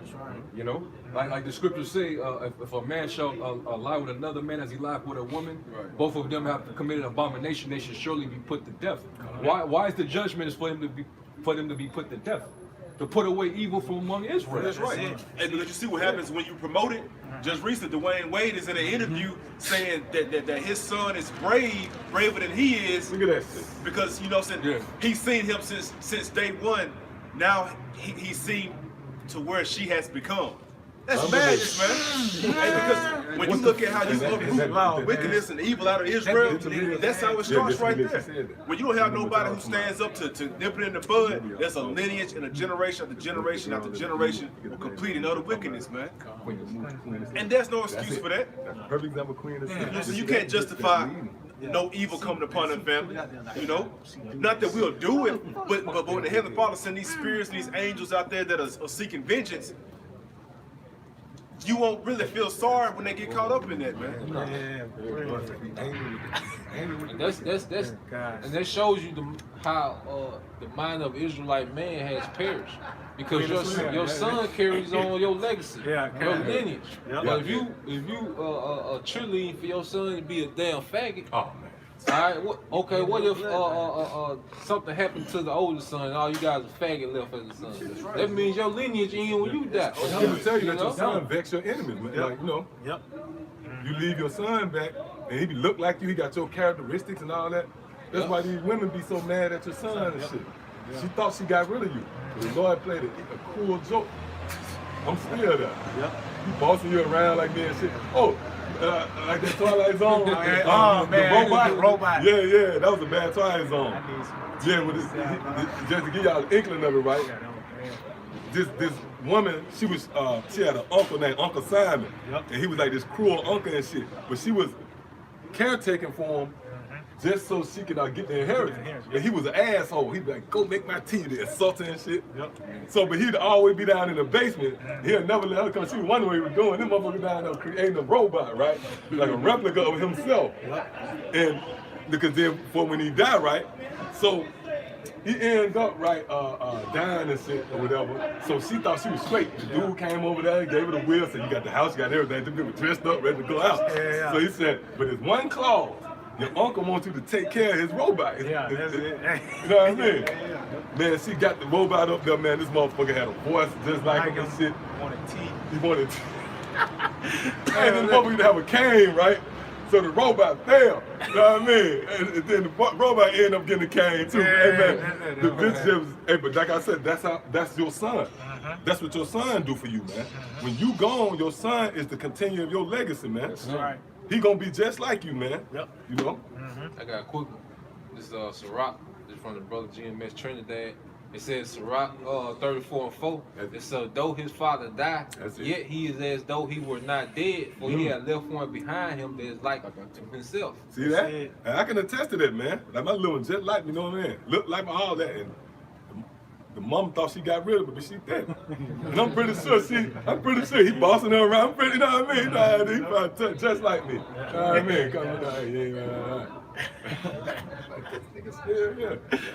And you seen that heavy, you know, the best example of that during, you know, King David and then Solomon. You know, he kept his neck on the enemies that his father had to do. You know, and then you had when you go back to Hannibal Lecter, you know, his father, when you go into those Carthaginian wars, the Romans, there were 3 of them. His father was in the first one. And, you know, it was 20. I think that war lasted 23 years. But see, his father told him, look, the only way I'm gonna let you be king is if you make a promise that you gonna take over Rome. You know, so you had Hannibal's father. He almost got into Rome, but he didn't make it. I think his soldiers died or something like that, trying to get out there. But see, Hannibal Lecter, he actually stepped foot in Rome. He was walking through the streets of Rome. But that was because his father left one behind, because talk about how he grieved the enemies. Because he was dead, but he trained his father, he trained his son up like him. So now they thought they had got rid of his father, but now you got his son walking in your city with his army, like, you know? Hey, that's just like damn near the same way with Philip the Macedonian. And Alexander and shit like that. It goes, that's that legacy you leave. Now, on this side, our sons ain't gonna be able to, you know, because this is a short run. You know, we really hit it like a flash in the pan. But in the kingdom, we're gonna enjoy it. We're gonna enjoy it. Oh, and just like you made that point about, remember King David sat down with Solomon and broke it down, man. He's telling you how to arrange motherfuckers' death and all that. He said, look, you're a wise man. Arrange them a bloody death, man. He said, he named a couple of names. He said, look, they did good unto me. Always let them sit at your table. But it was some, he said, they tried to cross him and shit. Like Joab. He said, man, you're a wise man. I'm pretty sure you can arrange a bloody death. That was a beautiful piece of work, man. That showed the dynamic of father and son. The first thing he told him was be a man. You know? Keep them laws. He said, be a man, you know? Hey, because Solomon wasn't like no mighty guy like that. Like he wasn't like no fighting warrior type dude, you know, like the other sons and shit like that. So he was more on that wisdom tip. That's what the Lord told him, you know what I'm saying? And he said, look, you know, he was sort of like how Abel was, you know, and Jacob. You know, like real witty and handling precious, you know, dealing with the sheep and stuff like that, man. Oh, because Solomon even said, I was witty as a child, man. Yeah, Jake would have called him lame. Yeah, they would call him lame. What's wrong when he Oh, stood? man, He ain't watching coming the out here, ant. man. Yeah. Oh, this man, he watching the ant. What's wrong? Hey, it's the little tender son. Yeah. Tender, you know, the tender son. Yeah. You know, cause like King David was like that. When he was sure one was. amongst his brothers. That's right. He was the one that was watching the sheep. Yeah. But the big brother, they had the rah-rah spirit. That was the mighty men, you know. Yeah, beautiful. Yeah. That's how the Lord, and that's really the style of all the brothers. You get around brothers got that spirit on them, man. Ain't none of us on no spirit of, well, like we want to jump out there and do no violent shit, man. Yeah. That's why the brother brought out a beautiful precept, man. That's a bad precept how the wicked don't understand judgment. That's why vocab alone them, you wicked, man. The Bible full of judgment, man. You mean to tell me it don't resonate with you when we tell you that so-called white man when we put to death for his atrocities and crime? Come on, man. Yeah, then he say we glamorizing violence. Did you mean tell me Grand Theft Auto don't glamorize violence? Yeah. You got kids in kindergarten now. playing Grand Theft Auto. Yeah, Call of Duty, man, got 8, 9, 10, 11, 12-year-olds on there shooting them up style, man. And Call of Duty's a Edomite game. It promotes nothing but violence, man. You know, Fortnite, all these different games out there. The entire American structure is kill, kill, kill, destroy, destroy, destroy, man. Just don't do it in real life, so to speak. But you put it in everybody's psyche to commit these so-called atrocities, man. And we don't promote that. We don't promote none of that violence type stuff, man. You know? Even the arguments we have amongst each other, we talking out. Ain't nobody going out there in the real world, you know what I'm saying, ready to square up. Yeah. You know? We got, like we said, that we got on gum. Even if you take the Bibles away, which this is our sword, we ain't finna roll over the dirt with you the gum. You got advantage already. I got on the gumming, man. And then the Heavenly Father throw gave this us, over my head. he gave us a two-edged sword. He gave us a two-edged sword, man, which is this word. Like General Yohanan, we don't hate white people. God hates. Hey, that's why he said, I shall make my words in thy mouth as fire, and these people would. So we can consume you with the words of the scriptures. Like even when the brothers going into on how Solomon, he wasn't really, you know what I'm saying, that warrior type. But the scripture says what? That death and life are in the power of the tongue. So he could speak his wisdom and de-escalate a situation, man. I got a quick precept. It's the book of 2 Corinthians chapter 10, verse 4. For the weapons of our warfare are not carnal, but mighty through the Most High to the pulling down of strongholds. And that was his word doing. Yep. And that's bad what I said too, man, because like we pulling down these strongholds with the decree of the Lord.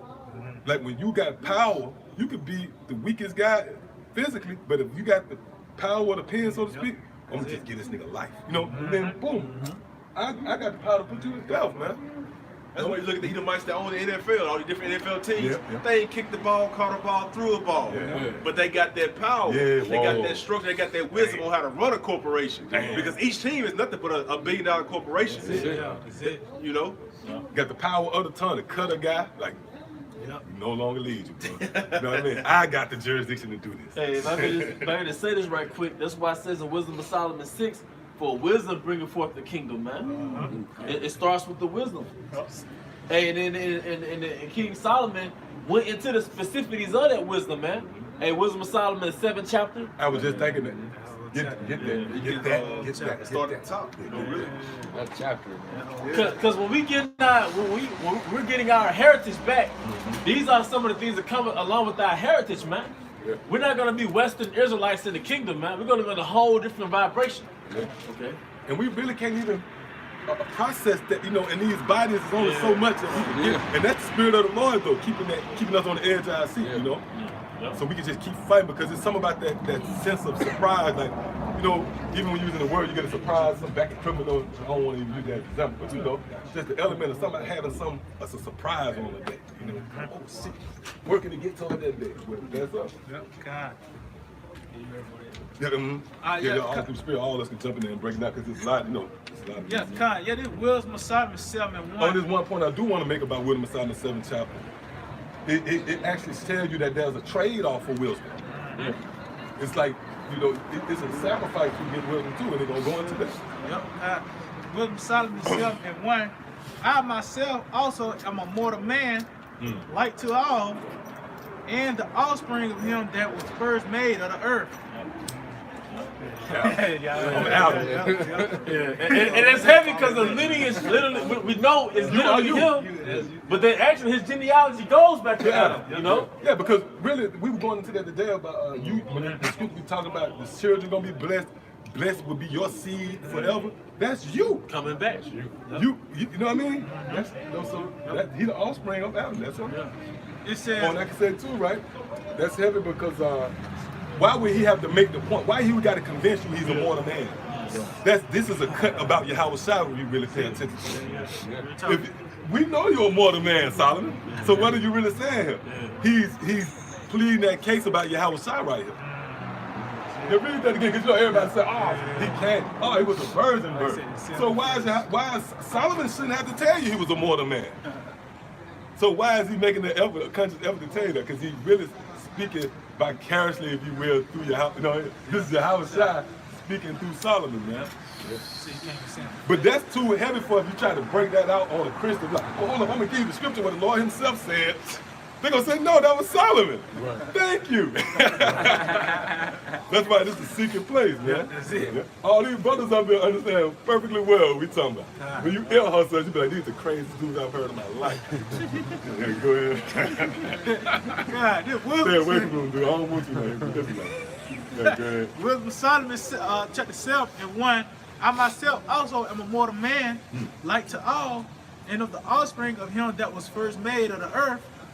And in my mother's womb was fashioned to be flesh in the time of 10 months, being compacted in blood by the seed of man, and the pleasure that came with sleep. Yeah, and that's really sex. The pleasure that came with sleep. Yeah, go ahead. And when I was born, I drew in the coming air. Just like everybody else. Why you gotta tell us that though? Go ahead. And fell upon the earth, which is of the nature, which is of like nature, and the voice which I uttered was crying as all others do. I was nursed in swaddling clothes. And they tell you that in Luke the 2nd chapter. You'll find the babe in swaddling clothes. But that's another nigga that's dealing with, you know. Yep. I was nursed in swaddling clothes, and that with cares, for there is no king that had any other birth. So I thought Yahweh Shai was the king. I thought who y'all call Jesus Christ is the king, but Scripture said there's no other king that have a different birth than that. So that rules out, you know, them coming in some, you know what I mean? Immaculate. God. It Sound said, crazy like a movie. Esau shit. Yeah.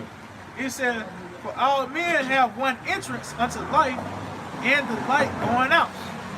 Wherefore I prayed, and understanding was given me. I called upon the Most High, and the spirit of wisdom came to me.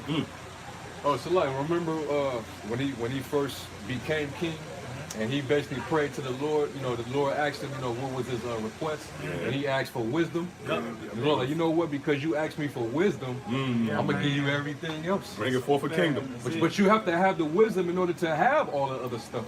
Right. You know, you got to have the knowledge of how to control and run a kingdom, man. So that's why, that's what the Lord is doing with us. You know, He's bringing that wisdom back to us because we're getting ready to be kings and priests and judges of the world to come, man. Riches is not coming for a nigga. God. You give a nigga $1 million without wisdom, man, it's gone. He just gonna destroy himself quickly. Yeah, quick. Now Yeah. he got the resources. You pull up in a Bentley, now everybody trying to get you.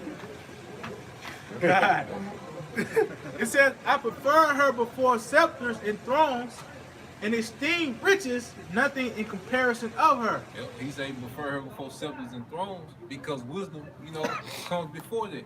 You know, because when the king is born, like you said earlier this week, Zaquan, about how on the movie in Alexander when Philip told Alexander, you know, kings ain't born, they made. You know, so a king, all right, is always under heavy tutelage. He's learning different languages. All right, he's learning mathematics. He's learning economy. He's learning how to farm. He learned how to fight. You know, you couldn't just run up on the king. A king get on your ass. You might make it past his men like I got him. And then he might tell your ass up. Yeah. But see, he was learning all that, you know, from his youth up. You know, so that wisdom became before he got to the throne.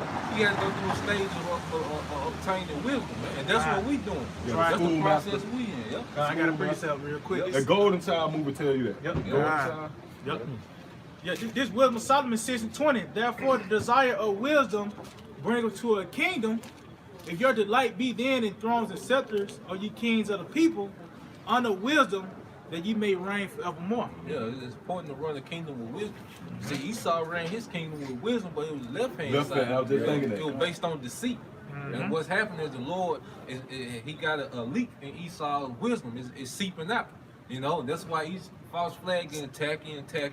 You know, his arguments against the Burden to Bible, the sword. it's getting worse and worse. You know, because that wisdom that he had to rule is seeping away The from him. old man. king is losing it. Yeah. You know, all kingdoms was given wisdom by the Most High to rule. Yeah. And go back to Egypt. Yep. They had, and the Lord gave this devil wisdom. That's why one of the signs of him falling out of power is the wisdom is perishing. Yep, that's it. It's being translated over. Wisdom ain't gonna go back into the universe nowhere. Just, you know. I think Micah had to work on Nebuchadnezzar, man. Was Yeah, it Mike? Yes. no, he had to work on. It wasn't Nebuchadnezzar. It wasn't Nebuchadnezzar, was the prince of. I forget exactly. Yeah, the prince of Persia. Yep. For what, 3 weeks or something? Yep.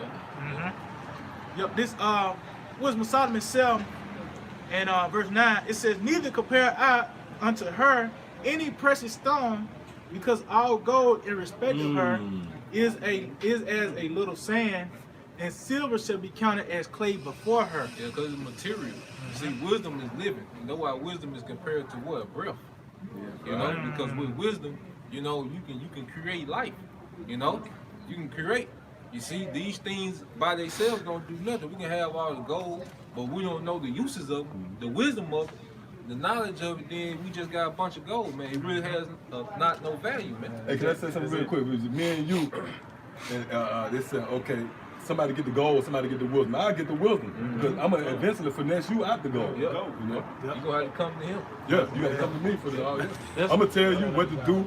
Hey, look, give me this, and then we'll do this. I'm gonna supplant you, man. Hey, that's why I said in Genesis that the Most High breathed the breath of life into Adam, right? Because it's the law, statutes, and commandments. But Adam was naming animals. How did he name the animals? He had to name them with a language. So how did he know the Hebrew? So you can ascertain that wisdom was that breath of life, man. Yeah, Right? well. The knowledge of creation, man. That's it. You And then know? go back to Ezekiel. Yep. It all go the same thing. When the bones, they came alive, but there was no breath in them. Yep. And that, going back to the beginning, when they when the Elohim created the heavens and the earth, they basically said what? They said let us make man in our image and our likeness. You know, your image. That's your basically your order. You know, your intelligence, man. Yeah, That's true. you know, because when you see Walmart operate, that's the mind of the people up top, man. When you see the cashiers, when you see how they got the aisles laid out, you know, the discount prices and you know the way what they sell and how they sell it. That's the image of somebody's mind. He just had the resource to put it into action. You see, and that's what the Most High did with his chosen people, man. You know, we're his wisdom, you know, through Yahweh shot, man. The You see? unspotted mirror.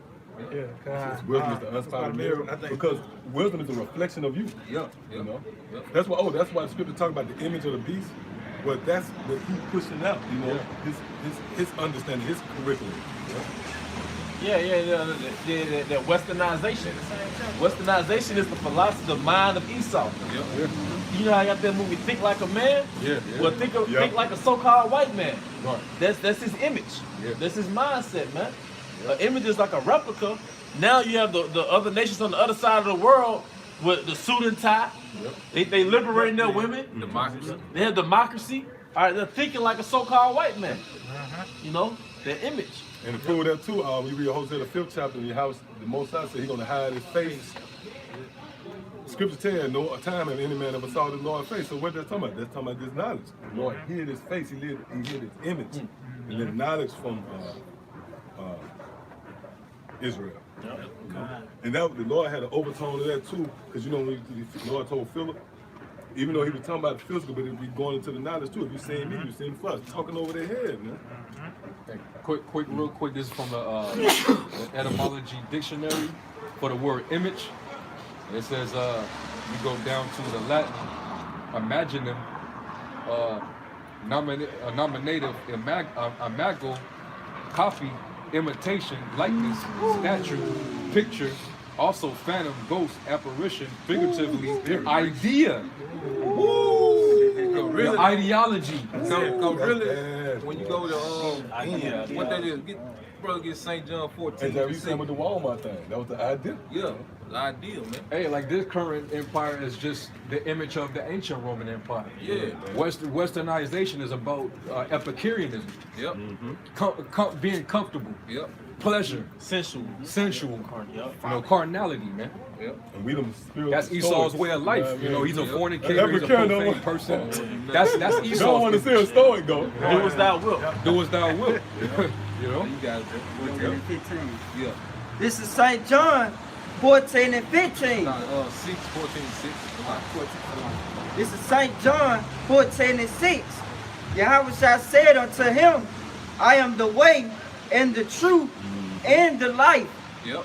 No man coming unto the Father but by me. So the way back to the Heavenly Father is through Yahweh Shai. And Yahweh Shai, what? Is the image of his Father, man. He's the wisdom. So, you know, we say, yeah, of course he looked like his Father. Yeah. But really he's a duplicate of that wisdom. Of the wisdom, yeah. Keep going, bro. Verse 7. If ye have known me, ye should have known my Father also. Keep going. And for henceforth, Go. ye... Did you read 6? Because Philip asked him first, then Philip asked. Oh, yeah, read 5. All right, come on. This is St. John 14 and 5. Yep. Thomas said unto him, Lord, we know not whither thou goest, and how can we know the way? Oh, yeah, keep reading 7. Yeah, okay. Then read 7 and read 6. Yahweh said unto him, I am the way, the truth, and the life. No man cometh unto the Father but by me. Go ahead. And if ye have known me, ye should have known my Father also. Go ahead. And from henceforth ye know him and have seen him. Go ahead. Philip said unto him, Lord, show us the Father, and it's sufficient. Hey, because see, Thomas thinking on a low level. Yeah. See, he had missed everything Yahweh Shai had said. True that. You know, so Yahweh Shai had to bring him up to speed. Go ahead. Yahweh said unto him, have I been so long time with you? Yep. And yet hast thou not known me, Philip? He that have seen me have seen the Father, and how sayest thou then, Yeah. show us the Father? Because Yahweh Shai was doing what with the disciples? He was teaching them, all right, and he was being the example on how they should be. Yeah. So he was showing them, like, look, I am the image of my Father in physical appearance and in wisdom. You know? Follow me. That's why he said, I'm the way, the truth, and the light. Follow me. I'm doing everything, all right, that the Father, all right, would do, man. You know, I'm teaching you everything that the Father would have taught, man. You see, because Yahweh Shai kept saying, what? This ain't my doctrine, Yeah. but the doctrine of him that sent me. You know? So I say Yahweh Shai was that He was the carrier of supreme knowledge on the planet Earth. Yeah, he was that duplicate, man. That was that image, that express image. Yeah. Yeah, and the embodiment, Yep. personification. Of the knowledge of the highest power conceivable, man. It was in the form of a man came as Yahweh Shai. That's the only one who the Most High was dealing with. Yep, that's it. Oh, you got to preach something real quick. Yeah, this Like wisdom Solomon himself in 26. For she is the brightness of the everlasting light, the unspotted mirror of the power of the Most High. Hey, the unspotted mirror. Because what is Yahweh Shai known for, man? You know, that blameless life. Because what? He was filled with the Spirit. He had it without measure, man. You see? He lived a perfect life because what? He was the unspotted mirror of the wisdom of Yahweh Bashir. He know how to move. You see? He knew that these women weren't right as Solomon. So what did he do as Yahweh Shai? He didn't deal with women. That's why what he did, he applied that wisdom. You see? He was all about this ministry, man. You see? Yeah. And I can say too, right? A mirror is used to reflect light, man. You can take a mirror and bounce light off, and it all depends on what's your stance. Like just say if you're standing right there, well, the light might not hit you, man. It's gonna hit where it's gonna be. Whoever was standing in the right place in the right light, that's who that light gonna shine on. Yeah. So according to your stance, you gonna give this truth or you ain't. Yep. Your light. It says, for she is the brightness of the everlasting light, the unspotted mirror of the power of the Most High, and the image of His goodness. The image of His goodness, man. And that's what Yahushua was, man. You know, because Yahushua was the mercy of the Heavenly Father. He was the wisdom of the Heavenly Father, man. You know, and He also the power. All right, because Yahushua, the Most High, Yahweh is going to save through Yahushua. You see? So that's the goodness of the Lord. We got a Savior, man. That's right. You know? So at the end of the day, our people, you know, that know that they're Israelites that disown Yahushua, you know, they don't have a clue what's going on, man. You know, the whole Bible went over their head. They say they Old Testament, but really they New Testament, man. You know? They New Testament Israelites, because the whole book went over their head, man, when they canceled out Yahushua, man. You see? Which He is the whole book. Yep. So our scriptures say, you are not clean through the word. Word. That's it. I got a precept. Go ahead. It's Proverbs chapter 8, verse 11. For wisdom is better than rubies. What that is? Proverbs chapter 8, verse 11. For wisdom Proverbs is 8 chapter bad.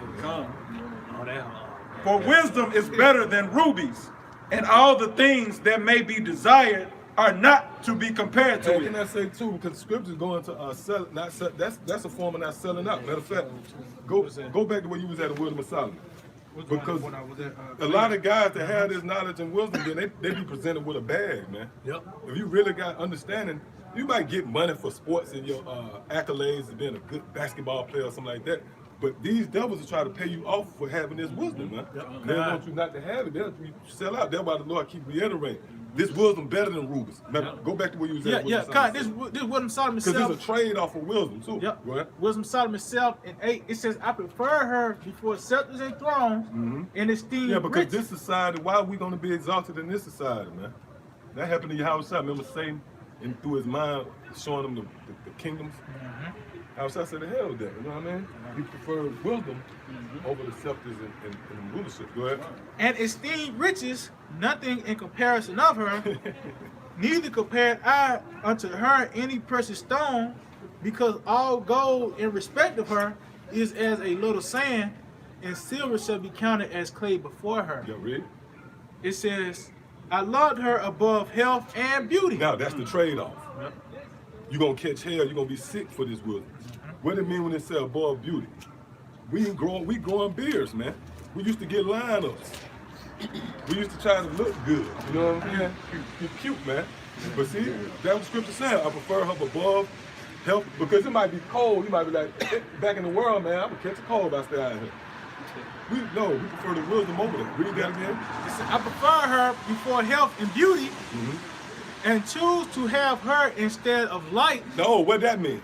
Well, it's that too. I thought light was wisdom. That's talking about the limelight. You had dudes that could have been rappers. Man, the hell with that. That's what that light talking about.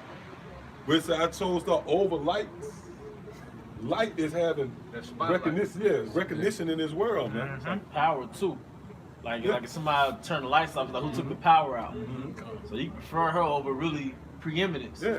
You know? Yeah, because that's recognition too, man. Hey, That scripture will actually break it. Oh, Salaki, go ahead, my man. I didn't mean to cut you off, but Sorry. even like going to Ecclesiastes, where it talks about the wisdom of a poor man not being heard or remembered, but he saved the city. He saved the city. But they didn't remember that poor man. No recognition. Yeah, because we gonna in this world right here, in order you can't really have this wisdom. You can't have both. Remember when Yahushua said, about money, mammon. You can't serve two gods. Two masters. Yep, that's it. Because you can't, it's like, bro. I was gonna say you can't recognize without light. You can't. If the lights off, I can't recognize your face. Just going back to what you were saying. You know? Yeah, so the scripture says he preferred wisdom over light. So you can't have both. That's one of the trade-offs.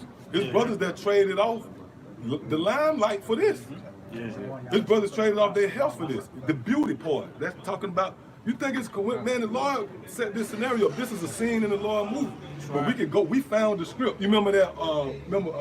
Family American Dad? Where they found the script. We found the script. Now we can show why we grow our beard. We can show why we don't gotta look cute. Because we doing it for wisdom. That's right. It say you traded off wisdom for beauty. Go ahead. it says, and choose to have her instead of light, for the light that cometh from her never goeth out. See, that's the wisdom. Hey, we go. The flame of this world go out, man. See, this is just a spark. This is just a spark, man. You get the light of this world, it actually go out. You on for 1 minute and you gone, but now we building upon something. Well, I think that was you mentioning that in one of the videos you did about how you can't hold on to like the barbecue you had with your uncle or the Christmas present. That's They ain't gonna matter. yeah. That's the moment. We're in it for the long run. Trigger till you turn. Yeah, that cookout where everybody look at you sideways. Oh, you gonna eat the real thing? Yeah. Oh, hey, but I ain't messing with you. You ain't coming to grandma. You know what I mean? hey, what it say? Wisdom. It say the light of this wisdom never goeth out. Yeah. That's the everlasting kingdom. That's the key. That's real thing. That's like we read earlier. The light of the wicked is going to be put out. Yeah. You know, Esau time to reign has an ending, but see, this wisdom is incorruptible, man. You know, that's why I say it leads to what? Immortality. You see, it takes a high level of wisdom to run the eternal kingdom, man. You know, that's why Esau, he really ain't that elevated. He just elevated above everyone else at the time, man.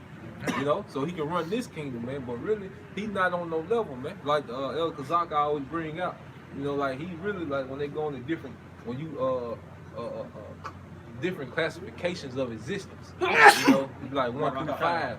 You know, and Esau classified as 0, man, because he can't even get the full use of the sun. He hasn't explored the earth that he's on fully.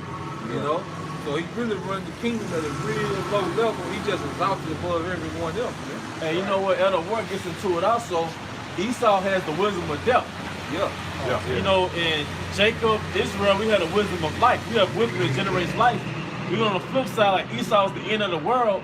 Esau's kingdom is literally the end of civilization. That's like bad. he been in rulership. That's literally gonna result in we all being dead. You know, because he doesn't have the science that generates life. But we the beginning of it to follow. The Most High gonna give us that wisdom again. We got the wisdom that keeps life, generates life, man. You know, Which is the commandments, because it tells you that in is that Isaiah 24, where it says because he have changed the laws, broke the everlasting covenant. That's why he do it. That's why the kingdom ain't prosper. Going back to what the brother said earlier, Esau's kingdom, that Roman Empire, is all about sensuality, not having laws. Do what thou wilt. Lawlessness. But what does it say in the scripture? The wages of sin is death. He who live after the flesh shall die. But we all about reservation, discipline, structure, order, because we know what that generates. The laws require discipline, but that generates continuation. All right? You know? A resistance makes you strong. Like when you work out, the more resistance you push, the results are better. So when you resist the flesh, when you resist certain things that please him, you know, then you become strong in the spirit too. Precept. This Job 10:21. Before I go whence I shall not return, even to the land of darkness and the shadow of death, a land of darkness as darkness itself, and of the shadow of death, without any order, and where the light is as darkness. Oh, that's bad. We say with the light as darkness, meaning what? Motherfuckers with degrees and shit like that. That's darkness, man. They don't know. You got Jake, you got Master, you don't know that Israelite. Because you're a Mason. Degrees. But it said even when there's no order, man. No order, Hey, go back to the battle of the shadow of death, man. Hey, it ain't no order in the house. The kids run the house now. Hell, the dog run the house before they let the man run the house, man. There's no order, there's no structure. That's why it says what? The way of temperance is cut off, some to that effect. Like where temperance is ended, some to that effect. But hey, because the Most High is all about temperance and balance, man. And structure and order. All right? That's why it said, let us make man in our image, man. But the Most High wired you, he hardwired you that if you deviate from the laws, you're going to go back to a heathenistic primitive state, man. We were actually in a more perfect state in the time of Adam. Esau have you thinking that in the beginning we was base brute beasts, man? Yeah, that was best. Now breathing the breath of life into Adam and making man in our image, that was the civilized state, man. That was literally an advanced civilization. Now this is the caveman state. Now this is the primitive state. The more you deviate from the Most High, the more primitive you become, man. That's right. That's why Esau's the end of the world. Because you take the Most High out of the picture, it's only within a few generations, you're not going to exist anymore. Only within a few generations, you're going to die out, man. All right? Go ahead. Quick one. Job chapter 24, verse 17. For the morning is to them even as the shadow of death. If one know of them, they are in the terrors of the shadow of death. It's all about ways to just die. Yeah. Everything about society is about dying. Everything leads to death, man. Yeah. Like you say, Death comes. you breathe in death. Yeah. All right. You have sex, that can lead to death. Yeah. All right. What you eat can lead to death, man. You know, an argument at the gas station, death, man. Yeah. You know. Hey, it going back to image. Yeah. The image, it's your mindset that leads to death. Yeah. The culture leads to death. The culture that you grew up in, it left to death. That's why every family union, it was less people at the family union. Right. All right? Because the way you ate was not the dietary law. Your lifestyle was not that of the scriptures. So eventually somebody died, man. All right? The American way leads, that's why the divorce rate is sky high. All right? That's why women are successful and single. Okay? All right? Because the way of anything that's against the Most High leads to death, man. When man is left to his own devices, it's only a matter of time before man goes to self-destructive mode, man. Yeah, this is Proverbs chapter 7. The whole chapter bad, but I'm gonna jump down to verse 25. It says, "Let not thine heart decline to her ways. Yep. Go not astray in her paths." Let not thy heart decline to thy way. Boy, you bringing out some heat, man. Let not thy heart decline to thy way. Because what does it say? The heart is deceitful above all things, man. And can I say too? Yep. Decline means to go to downgrade. Yep. Valley of the sinner. Yeah. Why would you decline and you downgrade when you subscribe to what the fucking white man pitching you? Or even your own emotions, your own impulses, man. Your own. That's why I said the way of a man is right in his own eyes, man. But it leads to death, man.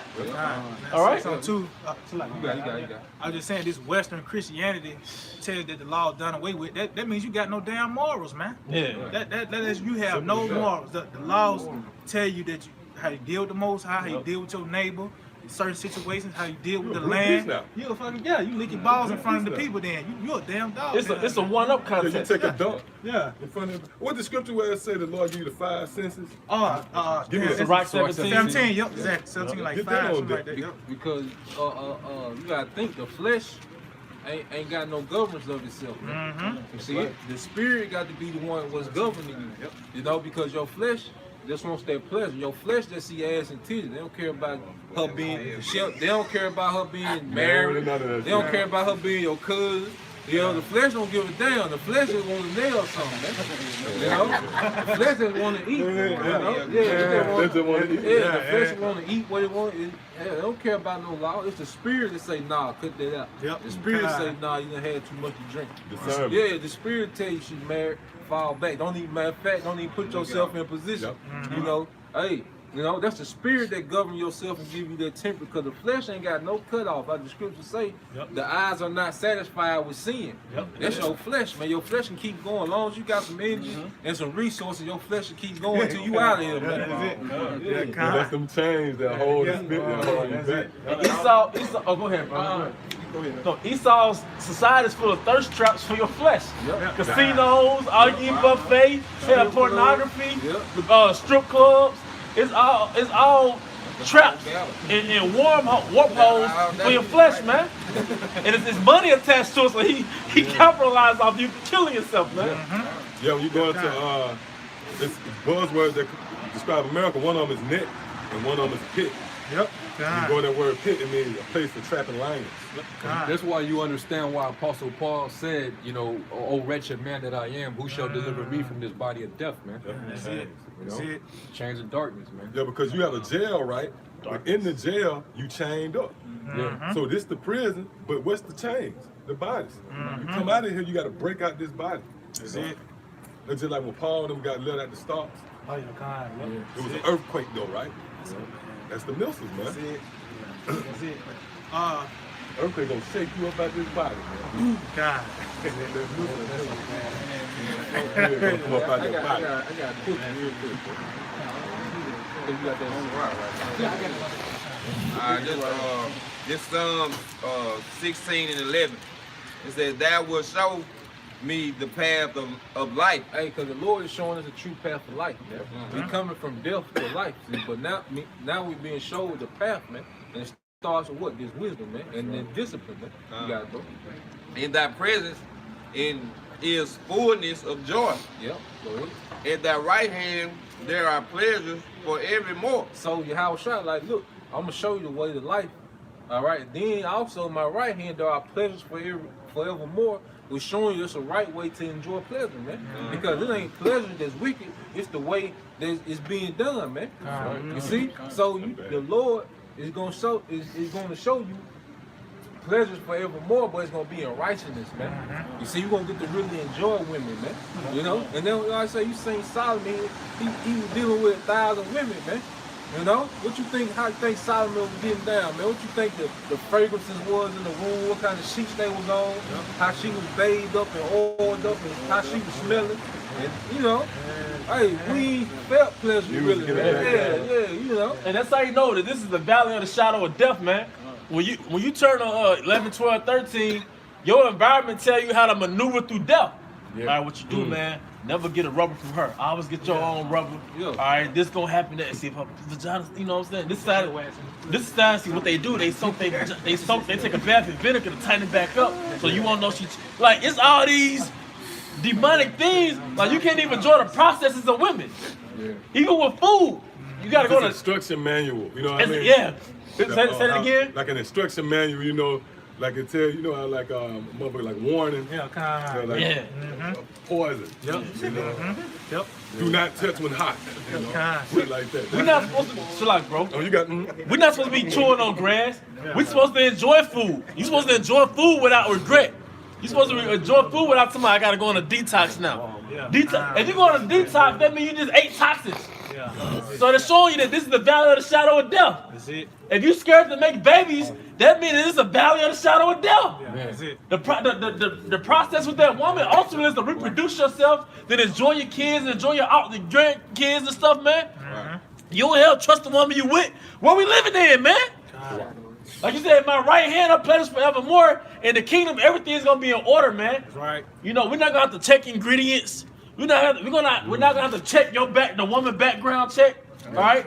We're not gonna have to check our weight when we're not gonna have to get on the scale. Yeah. Okay. Everything's gonna be righteous, man. Yep. That's it. No more conventional medicines. Yeah. Yeah. The valley of the shadow of death. Man. Yep. That's What it. we eat gonna be our food. Yeah. We our medicine, man. Yeah, that's right. You know? It continual health, man. You know, like I said, we're gonna have that wisdom and we're gonna get to enjoy the earth, man. All right? It's gonna be an everlasting vacation, man. You know? Because you don't see the people that run Walmart or Amazon. You don't see them people, man. All right? Yeah, everlasting vacation. Yeah, they just make a few decisions, then they back to balling, man. All right? Hey, promote him, fire him. You know, raise this price, lower this price, promote him. Yeah, they back out, man. Back to the golf course. Yeah. Back to the yacht, man. They in that kingdom. That's it. I got a precept. It's Proverbs chapter 29, verse 2. When the righteous are in authority, the people rejoice. Yep. But when the wicked beareth rule, the people mourn. Hey, what's that scripture? The welfare of the people, the multitude of the wise, is the welfare of the people. We got that Ecclesiastes 6. Y'all brought that out earlier. Hey, man, when the righteous are in authority, the people rejoice, man. The people not rejoicing right now because the wicked are in authority. That's why it says in Psalms 12 and 8, the wicked walk on every side when the balanced people are exalted. So just imagine who's in the power seat of the earth for the earth to be like this. Yeah. Millions of people a year die from food. What world do we live in where millions of people a year die from food? Millions of people a year die from sex. And then on top of that, America wastes 40% of its food, man. Right. Like, all They you call the got, cops on a homeless guy snooping in the garbage can and dumpster arrest him. They call the cops. And they got laws where they have to throw the food away. See that man such a wicked man. Straight I up. can attest to that. There be food that's left over that you just get to the home. Victoria, the casino. Casino. Oh, they got number food. They got buffets. Unbelievable. Right. Down there 24/7. They throwing T-bone They steaks. throwing away tons. Right. And they're gonna show you we're in Babylon because there's certain countries where having a house house is considered a human right. So nobody's homeless. Right. But yeah, we in a society where having sex, millions of people die from sex, millions of people die from eating. You know, where else is that talking about in the scriptures, man? People die from eating. We die from ease.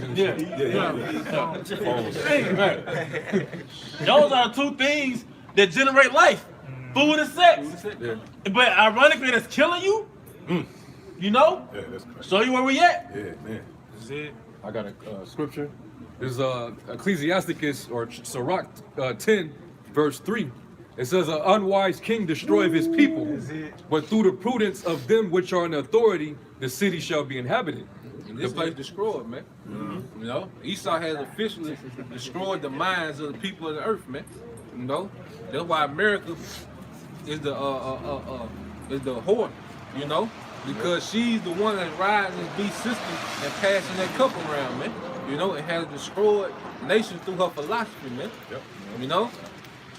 But see, when we get back in rulership, because even after 1,000 years, the other nation gonna get to enjoy a righteous kingdom, man. See, they not gonna have to worry about, all right, someone teaching their children about LGBTQ, man. No, they not gonna have to worry about brothers spraying chemtrails, man. You know, polluting the ponds in the water, man. Polluting the fish, man. They don't have to worry about those things, man. All right, they're not gonna have to worry about us waging war on them just because we want something they got, man. It's gonna be all set up in order, man. Ain't gonna be no deceit, you know. It's gonna be straight up forward, man. The law of the book is gonna be the law of the land, man. Throughout period, man. Ain't gonna be all this legislation 1090 section B, you know, section Z, all that old madness, man. It's gonna be straightforward, man, because this system is confusing as hell, man. You don't know how to go about the law, man. Well, it's a loophole in it. It ain't straightforward. And again, too, the ones who really rule this place, you don't even, they just came out who really ruling the world. Meaning what? They've been dealing behind the shroud of secrecy in the shadows, meaning you doing something wrong, man. When you ain't out in the open, that means you tiptoeing around. That's why in the book of Psalms said, hiding from the secret counsel. And then even, it say, God, this place, man. Hey, but the scriptures too, it talk about the den, they lie in their den. Lie waiting in their den. They lie and wait in their den.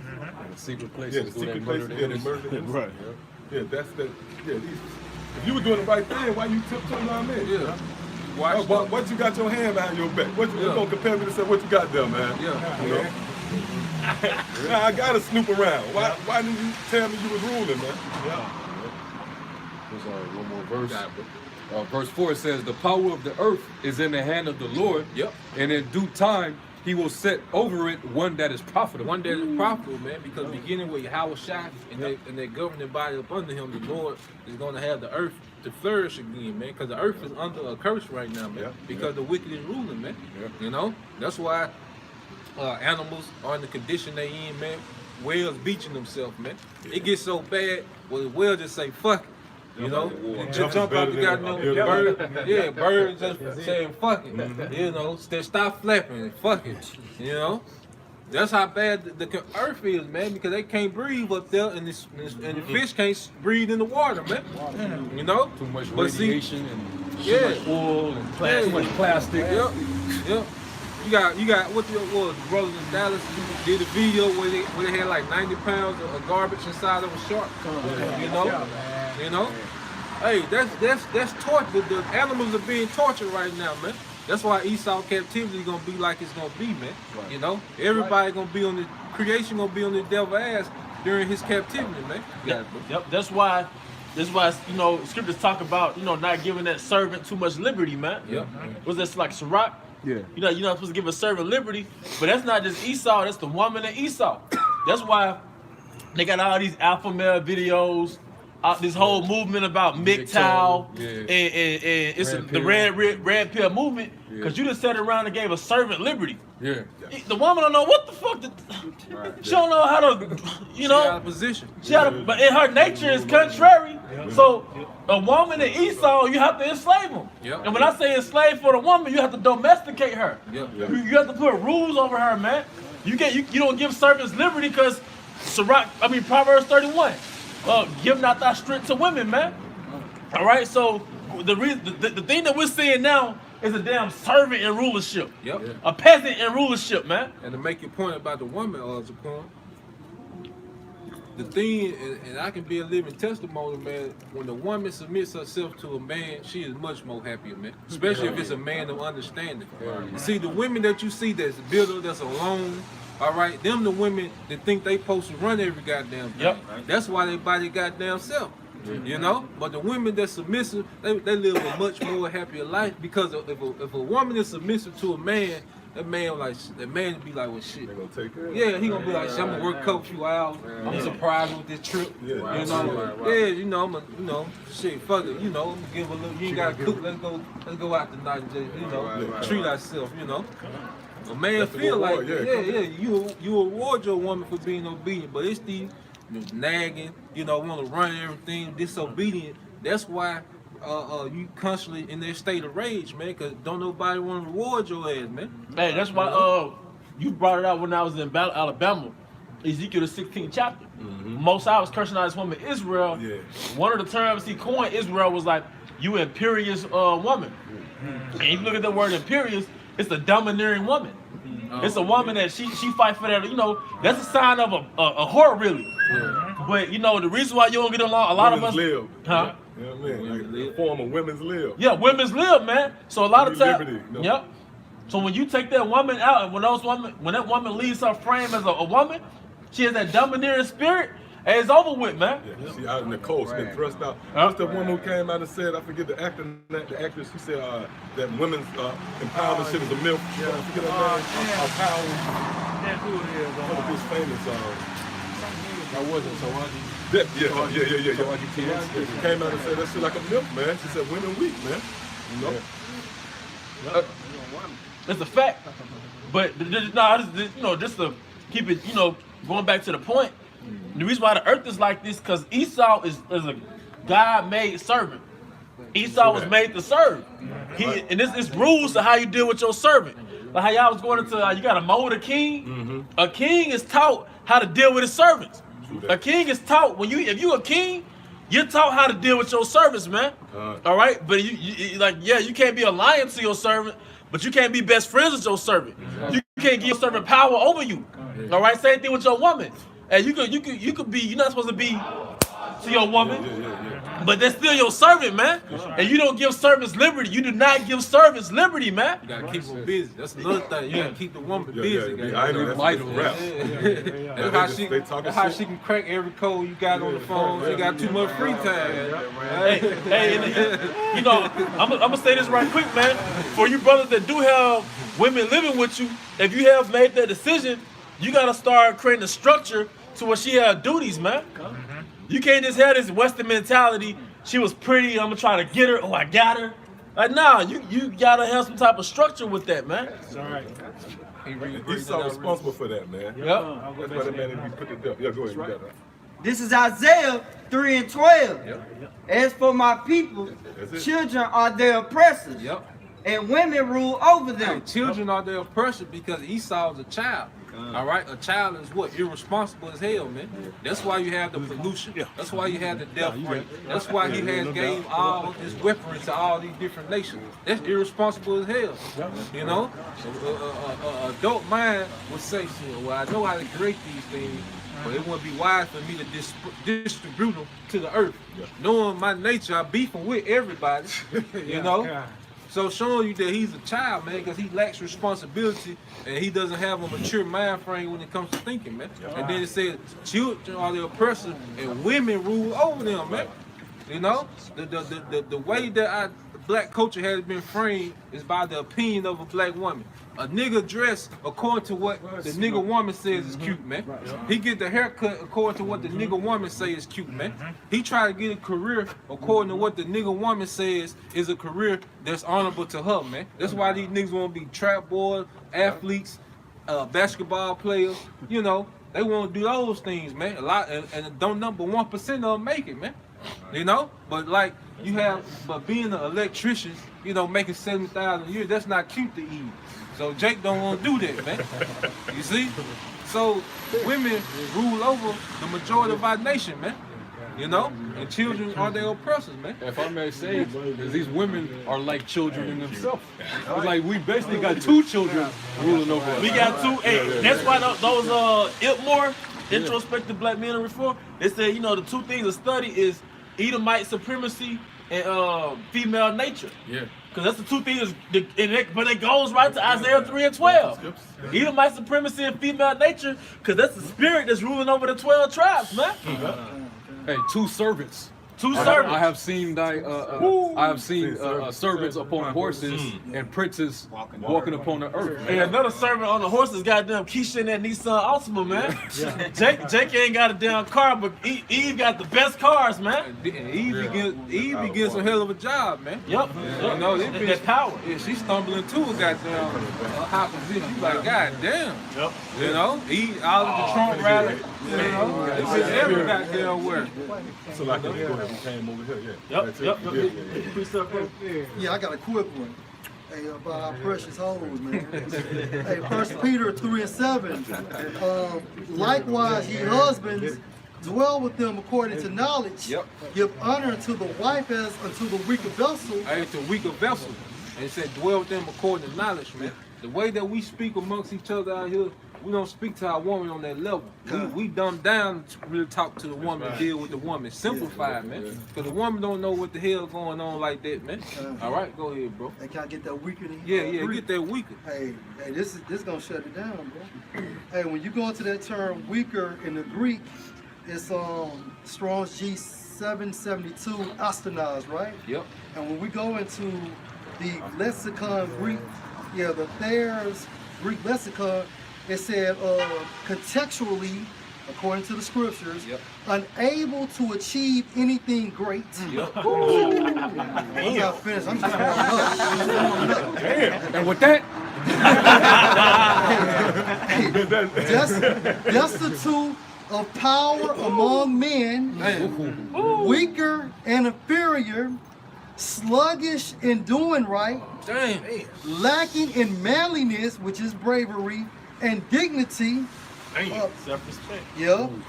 Use of the religious systems, head to Mashiach as having no power to promote piety, which is righteous, and salvation. And that's why they said women are wicked. First Ezra 4, women are wicked. Because righteousness doesn't come from them, like you said earlier. When you cut off the man from the household, that cuts off that separation from the family to the Most High. You see? So, Eve and these single kids, all right, there's no presence of Yahweh by Shema outside there at all, man. All right? It's just the influence of this world, you know, and her and them kids, man. You know? Hey, can I say? The scripture, with feminine go back to without faith. Yeah, without faith is impossible to please the Most High. Going back to what y'all was saying earlier, women, they just naturally absorb whoever's in power. They don't have that faith to stick with our way. And you see it in our culture, because it says not having power over the man, you know, going to the lesser rank. Because even when you read in our culture, every time a woman would address a man, she would label herself as thy handmaid. You know, no matter what man she was talking to, she would say thy handmaid, because she knew her rank, man. They knew their rank back then. That's why women manipulate for power. Because women can't naturally compete for power. That's why they manipulate for power. That's why, you know, you talk to certain women, you know, you'll call them, they don't pick up. That whole concept is I need to manipulate him to dominate the situation. Or they be talking to you, they say they'll call you back, but they don't call you back, so your mind can wonder. You just look at your phone. The whole thing is, let me manipulate this so I can be the one that he's pursuing, man. Hey, that's why Apostle Paul stated in 1 Corinthians, the 7th chapter, it's better to be what?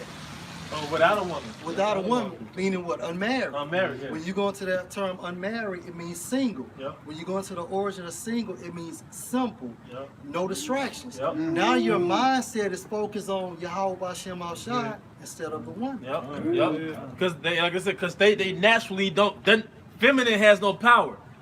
Which one is more powerful, the sun or the moon? The man is the sun, like Elder Wars breaking down. The woman is like the moon, right? So the woman has to manipulate that masculine energy to do what she wants it to do.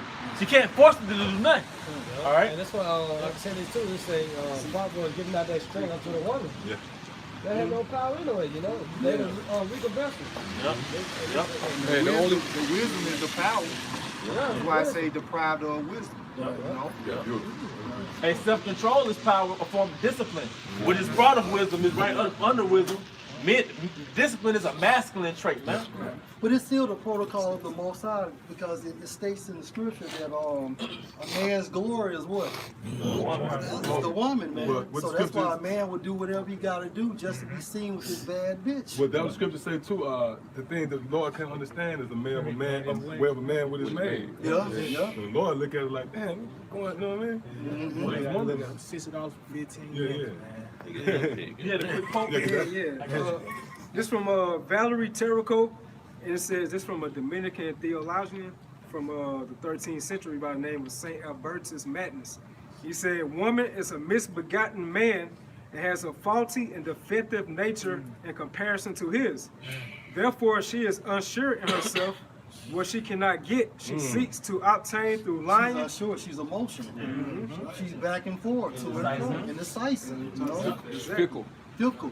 Yeah, need to be led. That's right.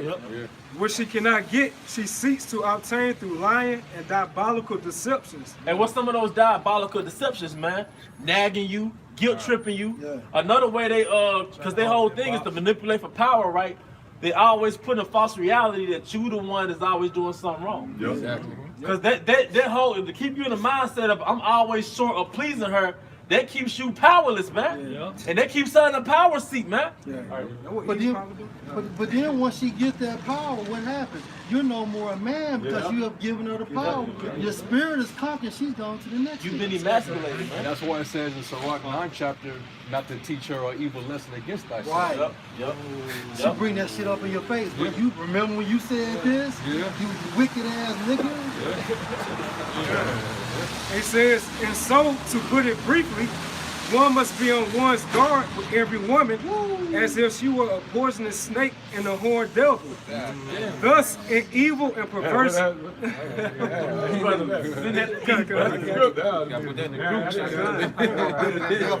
thought it was in the verse. I thought it was in the verse too. And you know why it says I find more bitter than death the woman too?